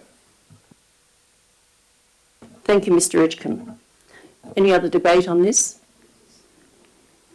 Councillor Leslie, right of reply. Thank you. I move the amendment. Well, yes. Is there anybody wishing to speak against the amendment? I'll put the amendment. Those in favour say aye. Those against? The amendment then becomes a motion. I'll put the motion. All those in favour say aye. Unanimous. Thank you. Draft managing unreasonable conduct by complaints policy. Complainants, that should have been. Can I have somebody move this? Thank you. Yeah, I'll move it. Thank you, Councillor Goodwin. Have a No, second. happy to Thank you. second. Councillor Marnie. Councillor Goodwin. Stan, we need to protect our staff from unreasonable customers. This policy addresses this, and it should just go out for public exhibition for the 28 days. Thank you, Councillor Goodwin. Councillor Marnie. I concur with Councillor Goodwin, particularly around particularly front-end staff, service staff, who unreasonable behaviour shouldn't be tolerated at any point, and most organisations have got to that point. I want to make sure that we don't inadvertently capture people who have contrary views to us. So there needs to be clear procedures, there needs to be a process of natural justice and a proper grievance process attached to it. But I don't have a problem with the principles, so as long as all those components are captured in it, I'm supporting it, and I'm very happy to support us building our policy suite to give our organisation clear guidance on this matter. Thank you, Councillor Marnie. Anybody else wishing to speak to this matter? Councillor Leslie? Thank you, Mayor Statham. I understand that when Mr Faulkner was the General Manager, there was an individual in our area who was subject to a, for want of a word, being banned. I also understand that the issue that arose to that has in effect passed. So is there a process by which somebody who is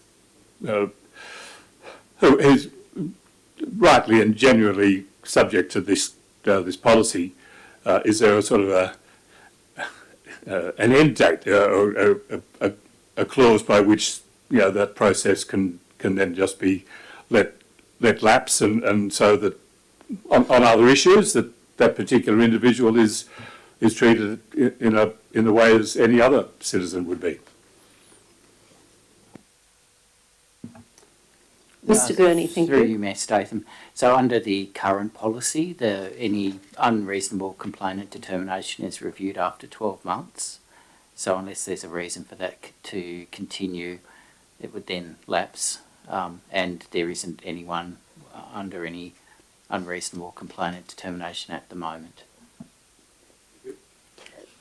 Thank you, Mr Gurney. Anyone else wishing to speak to this? Yeah, just on Councillor Leslie's point, that after 12 months it lapses, what happens if they re-offend? Is there an extra, do they get a longer, or does it just go every 12 months? Mr Gurney. It is reviewed each 12 months under the current policy, yeah. Thank you, Mr Gurney. Thank you, Councillor Bryce. Anyone else wishing to speak? Right of reply, Councillor Goodwin. No, thanks, Madam Statham. Right, no dissent. I'll put the motion. All those in favour say aye. Unanimous, thank you. Do you ever advise people and realities that their matter's been dealt with and they're welcome to leave? You can do that. You can do that. I'm not running the meeting. Oh, you can just advise them. The General Manager has informed me that the ladies in the audience, if you would like to leave, your matter has been dealt with, but you're very welcome to stay. It's up to you. Thank you. Item 10.6.2, Policy Review 10.5, Football Reservation Works Requirement. Could I have a mover, please? Councillor McGee? Have a seconder, thank you. Yes, happy. Thank you, Councillor Goodsell. Councillor McGee? Yes, just good to see that the policies come to fruition and will be adopted, if it all goes ahead, of course. But no, good common sense thing, good outcome. Thank you, Councillor McGee. Councillor Goodsell? No? Any debate on the matter? I'll put the motion. All those in favour say aye. Unanimous.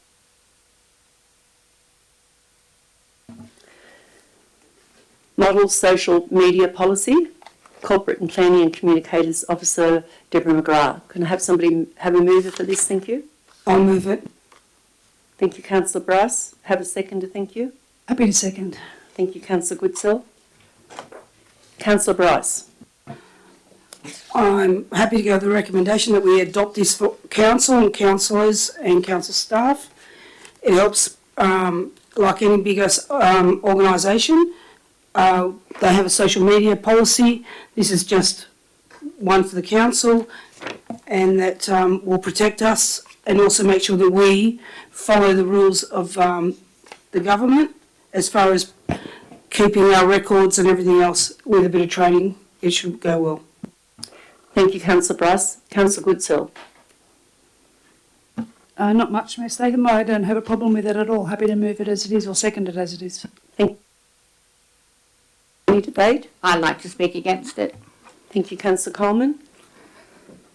Coming back to page 54 of the report, the policy by the Office of Local Government has been informed by advice provided by key New South Wales government agencies, including the Independent Commission Against Corruption, the Information and Privacy Commission, State Archives and Records Authority and Resilience New South Wales. However, they have not engaged with a constitutional lawyer, which I believe is fundamental in regards to this policy. The Australian Constitution is not like the American Constitution. It does not explicitly protect freedoms of expression. However, the High Court has held that implied freedoms of political communication exist as an indispensable part of the system. It is part of our democracy. I'll go back to the report. The report refers to both staff and councillors. However, the pathway is very different for that of a staff member and a councillor. As a councillor, I was elected, not hired. Yes, I signed an oath. And in 2 years' time, the community will either hire me or dismiss me, judging me on whether I was true to my values or not. I cannot support this policy. It needs to go back to the Office of Local Government and have someone who has constitutional experience make comment on it. Thank you, Councillor Coleman. I'd like to move just an adjournment until Councillors Goodsell and Bryce return to the room. Oh, thank you, Councillor Leslie. All those in favour of a 2-minute adjournment? Thank you.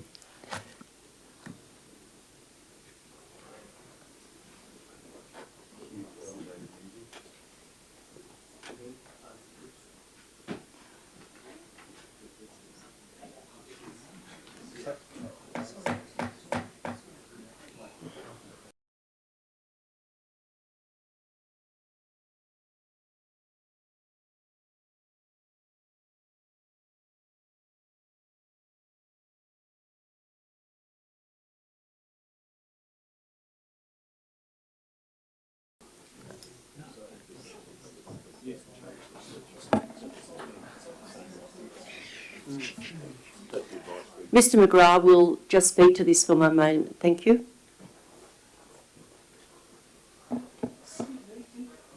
Can Cassandra, sorry, Councillor Coleman turn her microphone off? Mr McGrath, thank you. Through you, Mayor Statham. Yes, so I suppose I'd like to start just to highlight the summary paragraph in this report.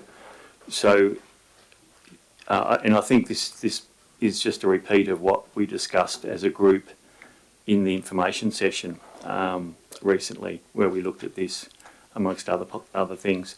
But it doesn't really change our obligations as an organisation in capturing these records. They are, as far as the State Records Act 1998 is concerned, any record made and kept or received and kept by any person in the course of the exercise of official functions in a public office or for any purpose of a public office or for the use of a public office. So it captures all of these records anyway. What this this draft policy is attempting to do is to make it very clear to both staff and councillors of the potential pitfalls that can be experienced with social media, because we're not all experts at this. Some people are very adept, other people aren't, and I speak for staff as well as councillors, I think. So it's a way of making sure that that people using social media as it's intended, as a viable modern platform for communication, don't inadvertently trip up and make a mistake, and which would cost them and potentially the council in terms of reputation mainly, but also potentially legal action. So it's a way of also providing a framework for training for staff and councillors, so that we make sure that we cover off all those bases and that no one's left behind using this modern form of communication. Thank you, Mr McGrath. Councillor Goodsell, would you like to speak to this? You seconded this. Is there any other debate? Thank you. Yes. Any other debate? If no one else is going to, I'll speak. I draw your attention to the second paragraph in the commentary. Adoption by a council is not compulsory. The OLG model policy can be used and adapted by council as they see fit, and to supplement a council's adopted code of conduct. Well, I suggest that we see fit not to adopt it. I think that it's not. This policy has come to 3 secret council briefing sessions, and the policy... Point of order, what secret meetings are we talking about? I accept your point of order, Councillor Bryce. Councillor Leslie, please explain. It's come to 3 secret council meetings and discussed at those meetings. That's what I'm saying. Can I just get clarification on these secret meetings? Councillor Leslie. They're the council briefing sessions. Which all councillors have attended recently, including yourself. Yes, but they're kept secret from the public. No one else can go to them.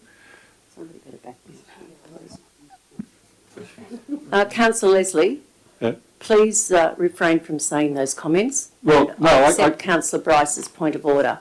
They are not secret meetings. They're invited councillors, staff. If you're ruling that I can't use the word secret meetings, I'll move a dissent from your ruling. That's what I'm moving. We have guests, we have staff, we have councillors, Yeah. we have public speakers. None of it is secret at all. So you're ruling that I can't use the phrase secret council meetings, secret council briefing sessions. That's correct. Well, in that case, I'll move dissent from your ruling. Right. Have you got a second to thank you? You don't need a second for a dissent motion.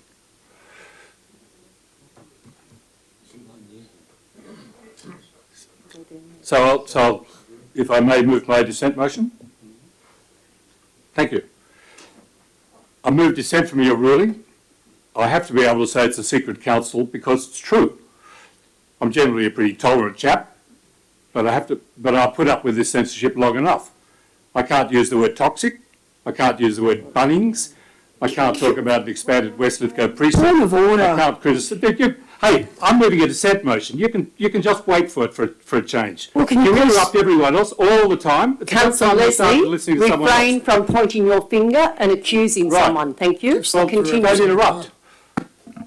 And I can't criticise the same member. Councillor Leslie, Council briefing sessions are secret. No agenda, no business paper put on the council website for residents to read.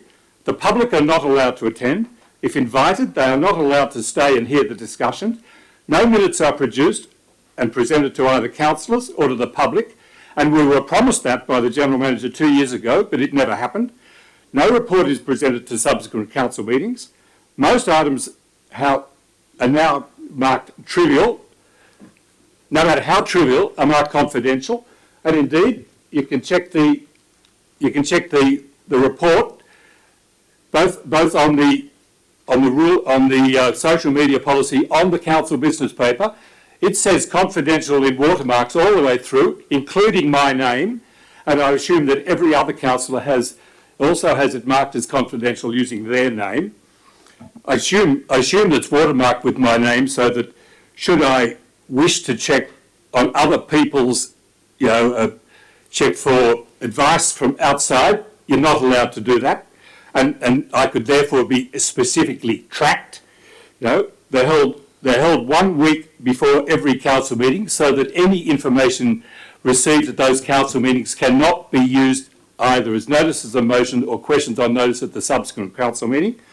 Of course it's a secret council, and your ruling doesn't change this fact. I need to be able to speak on these matters, and all I ever get in this council is ruled out of order on these matters. And I've had it.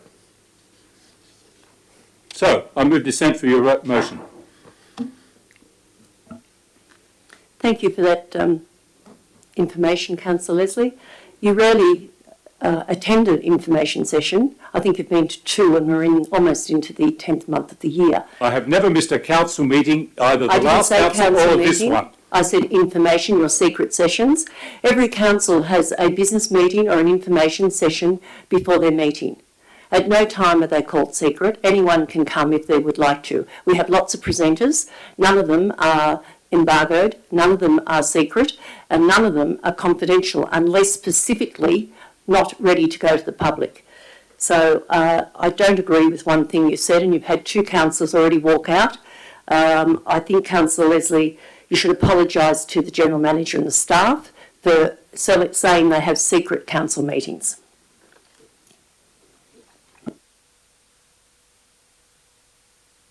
We'll be moving on, thank you. Refrain from speak. Councillor Leslie, as a council, when you take an oath, there's going to be a lot of things that are confidential and embargoed. And we have to be mature, not childish. We have to be mature and professional. Confidential is confidential. The plans of management of the Crown resources cannot be called a confidential matter. Nowhere else is it called confidential, except it's watermarked with that, with my name specifically included in it.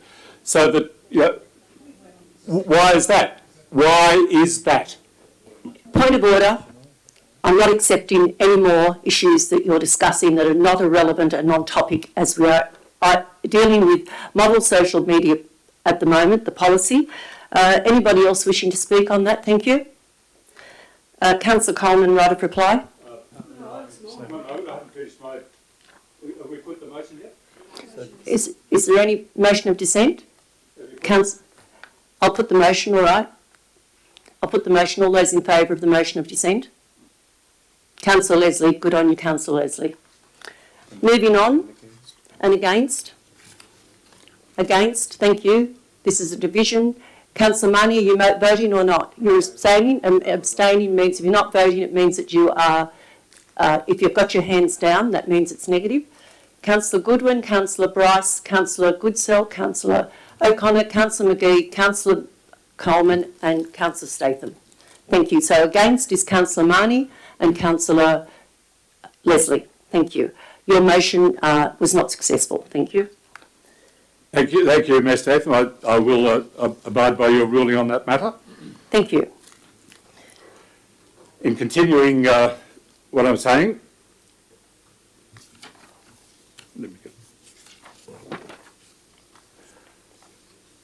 the policy is flawed now, as it was when it was first presented to the information sessions. Should it have just been a document applying to council staff, then I would not have had a problem. Of course, council staff must abide by decisions either made by council as is determined at council meetings or by the council administration. And if staff have a problem, then there are appropriate avenues, such as their union, to raise these issues. But look at part 10 of the definitions. Council officials. They are councillors, members of staff and delegates of council, including members of committees that are delegates to the council. Now, staff members are not permitted by law to stand at council elections, but community representatives are entitled and permitted to do so. And it's expected that community representatives on council committees will have views and social media presence, and that can't be denied. In fact, it should be encouraged. But we're going to apply this same social media policy to people who have every right to stand for councils, who should be able to express their opinions and give them freely, and not be concerned of any social media policy that might inhibit them. But the nub of the problem is councillors. Councillors are not members of staff, and any attempt to silence or muzzle councillors by threats of code of conduct charges, as included into this social media report, must be strongly resisted. In fact, any attempt to do so will be illegal anyway. The Australian Constitution, freedom of speech overrides all other laws, including petty regulations such as this. If you don't believe me, Section 7 and Section 24 of the Australian Constitution is where it derives. The House of Representatives shall be composed of members directly chosen by the people of the Commonwealth.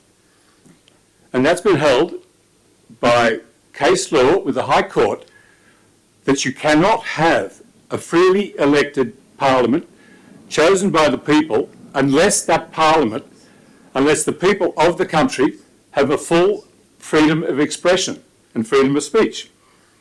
So, pass this policy if you like, but I have no intention of abiding by it in whatever form at all. Anybody else now wishing to speak? Thank you. Yes. Councillor Marnie. Thank you. I'm going to speak against it. Firstly, I think the policy errs in combining contracted and paid staff with political representatives.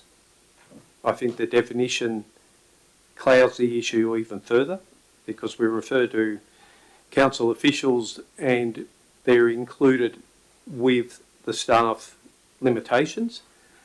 I fully understand the need for a social media policy for staff. I have to adhere to that in my employment, and most people probably would as well if they're working for big organisations. It's quite clear in the Federal Government Attorney General's advice to policymakers about what their considerations are under covenants we've signed to. Go to Article 19 and 21 out of the expression and freedom of speech. It's important that, and it talks to the limitations on what policy can do as far as political speech. I come from a culture where my grandfather and father's right to freedom of speech was suppressed significantly.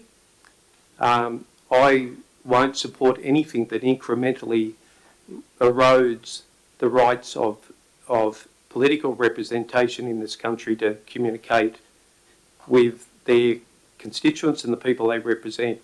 Now more than ever, we need to be communicating with our community. Unfortunately, the other side of it is the administrative burden that it produces now for council laws and the need to administer that. I'm also interested in, and have yet to have an answer, even though it does appear in the fact sheet, that what does the personal messages attached to the council or Facebook page constitute? Are they state records that need to be retained? If they are they available on GIPA? I don't think anyone will be particularly fascinated by my personal messages, and they can have a look at them at their leisure. But I am unclear whether this is what we're signing up for. That people's personal messages sent as the councillor, as the mayor, as anyone, are considered state records and need to be maintained. Every post I put up, I understand quite clearly, and I consider every post I put up, then becomes a state record. If I delete it, I've then destroyed a public record. These are the things we're signing up for. And I've got concerns about how we go about communicating our thinking into our community, and I don't want to be second guessing myself. Most people that know my Facebook page, it's not too many people in here that follow it, but those that do, they're a pretty tame affair, but I won't have that modified. So I'm sorry I can't support it. I think it should have come forward as a staff policy, which with little fuss we should have endorsed the General Manager's right to have that in place. For us, I'm looking more for my thing is about values. It's about behaviour, and I hope I demonstrate that in all my dealings. Rather a code, a set of guidelines rather than rules, and because someone's annoying, just be very clear. This policy, and neither does the law, act on annoying people. That's just a fact of life. If what they're putting up is largely factual, but deeply annoying, this policy will do nothing. Neither will the laws of the country. If we had a law against people being annoying, we'd have an overrun in our jails. But we don't. And so we've got to challenge our own behaviour and our values and how we interact with people. I think that's more important than a set of rules. I don't personally need a set of rules to tell me how to communicate to my community. Thank you, Councillor Marnie. If there's no more, Councillor McGee. I do tend to agree with the councillors on this side of the floor, actually. Basically, yeah, I think the burden of responsibility with councillors does lie with councillors, you know, and we are fully aware of those responsibilities. We do not take it lightly, and we're made from day one, from taking the oath, fully aware of what our responsibilities and do's and don'ts are. Cans and cannots, the whole bit. And I do agree, you know, without constitutional advice on these drafts, it is only a draft media policy, but the implications have been made very clear to me recently on the erosion of our rights in this country.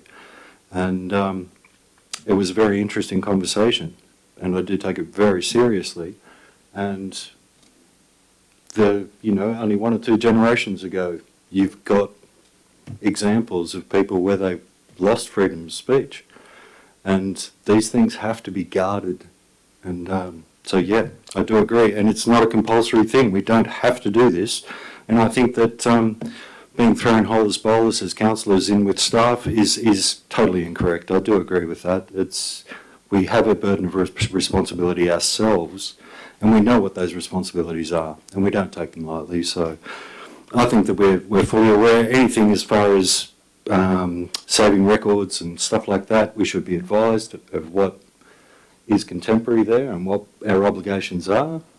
But if you haven't mentioned council on your social media, you don't even have to do that. So I think as long as we know where we stand, then we're right. But so yeah, I won't be voting for it. Thank you, Councillor McGee. Right of reply. Thank you, Councillor Bryce. I just want to make a point that the administration burden, whether we adopt this or not, still is in place. It is legislation. We have to do it. So that doesn't take away that administration burden that we have. That we have to maintain our records and everything else. It still exists. And also the other thing is, when you sign up to Facebook, Twitter, whatever your social media platform is, you sign up to their terms and conditions. You do lose your freedom of speech because you are tied to their terms and conditions. Like we see worldwide, we have Trump being kicked off all social media platforms. He had to make his own because of the lack of freedom of speech. And the American Constitution actually guarantees that, and they still managed to kick him out, and he can't go back on. This is the terms and conditions that you apply and you sign up to takes those freedoms away, because you can be banned, you can have your comments removed, you can do whatever, they can do whatever they want. Also, people can block you, so they can put up stuff about you and take your freedom of speech, your freedom of expression to fight against what they're saying about you. People block you all the time, and you block other people. We block people, we get blocked by people, we unfriend people so they can't see our posts. So really, social media isn't about freedom of expression or freedom of speech, because it's regulated by the party that owns that social media. That's all. Thank you, Councillor Bryce. I'll put the motion. All those in favour say aye.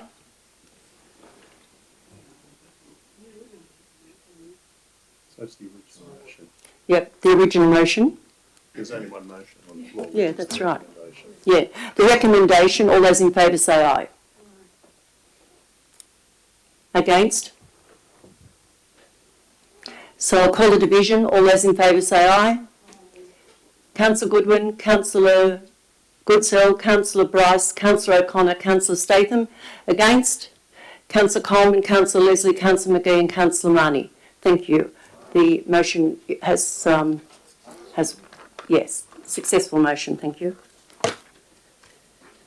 Council Committee reports, Finance Committee meetings minutes the 31st of August 2022. The Finance Committee, can I have somebody please, a mover here? Thank you. Happy to move. Thank you. Or happy to second.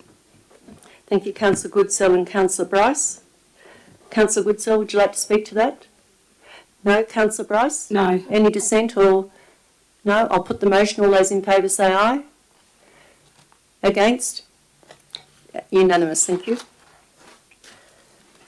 Crime Prevention Committee meetings, the 5th of September 2022. Community and Culture Manager Matthew Johnson. Can I have a mover, please? I'll move it. Thank you, Councillor Bryce. Have a seconder, thank you. Councillor Goodwin. Councillor Bryce, would you like to speak to that? No. Councillor Goodwin, would you like to speak to that? Any dissent? No. Any discussion? I'll put the motion. All those in favour say aye. Unanimous, thank you. Community Development Meeting Minutes, the 13th of September. Community and Culture presented by Matthew Johnson. Can I have a mover, please? Councillor Bryce, thank you. Have a seconder, thank you. Councillor Marnie. Councillor Bryce, would you like to speak to that? The only thing is, at the meeting that we had, we went through some plans, and we would discuss previous meeting about the fencing and the toilet at Queen Elizabeth Park at the top end. Mr. Johnson said that it was some, it was going to a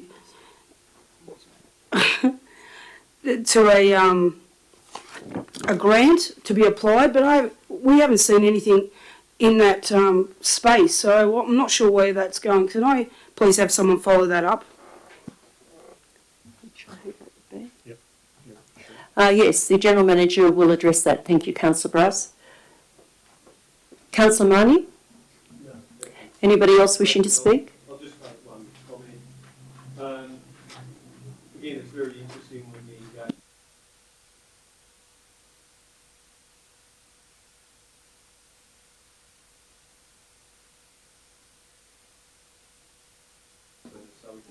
Your microphone. Thank you, Councillor Marnie. Thank you. My apologies. So that's at the heart of what I tried to talk to today is bring the people in and utilise that expertise, because there's so much value in our community if we can bring it forward. And the community development committees certainly at the heart of some of that thinking. So that's all. Thank you, Councillor Bryce. Anybody else wishing to speak? Right of reply, Councillor Bryce? No. I'll put the motion. Thank you. All those in favour say aye. Against? Carried. Thank you. Business of great urgency this evening. We have a clash with the local government conference, and I just have to foreshadow that we'll have to have the Mayor and Deputy Mayor away for the meeting of the 24th. So we'll have to reposition that in that week. We'll give it thought now, and unless Council can resolve. We'll talk about it tomorrow Thursday. We should just foreshadow that we'll have to relocate. I'll get you to speak to that. The General Manager would like to foreshadow just a comment. Thank you. Thanks, Mayor. Yeah, it's been brought to my attention that the Mayor and Deputy Mayor and myself won't be available on the 24th of October for the October meeting, so we'll have to reschedule that to another day in that week. So we'll attend to that tomorrow. I'll look at some availabilities, the best fit in that week, and then convey that to the public. Thank you, Mr. General Manager. I'd like to now inform the public gallery that we're going to move into closed council. Thank you for coming tonight. I hope you're happy with the result. May I just seek some clarification as we leave? Does the motion that was put forward for the resources for regions mean that we were successful? I can come and speak with you now if you like. Thank you. Yep. Could I have somebody move, please? We're going to closed council. Who moved that? Councillor Goodsell? All those in favour say aye. Thank you.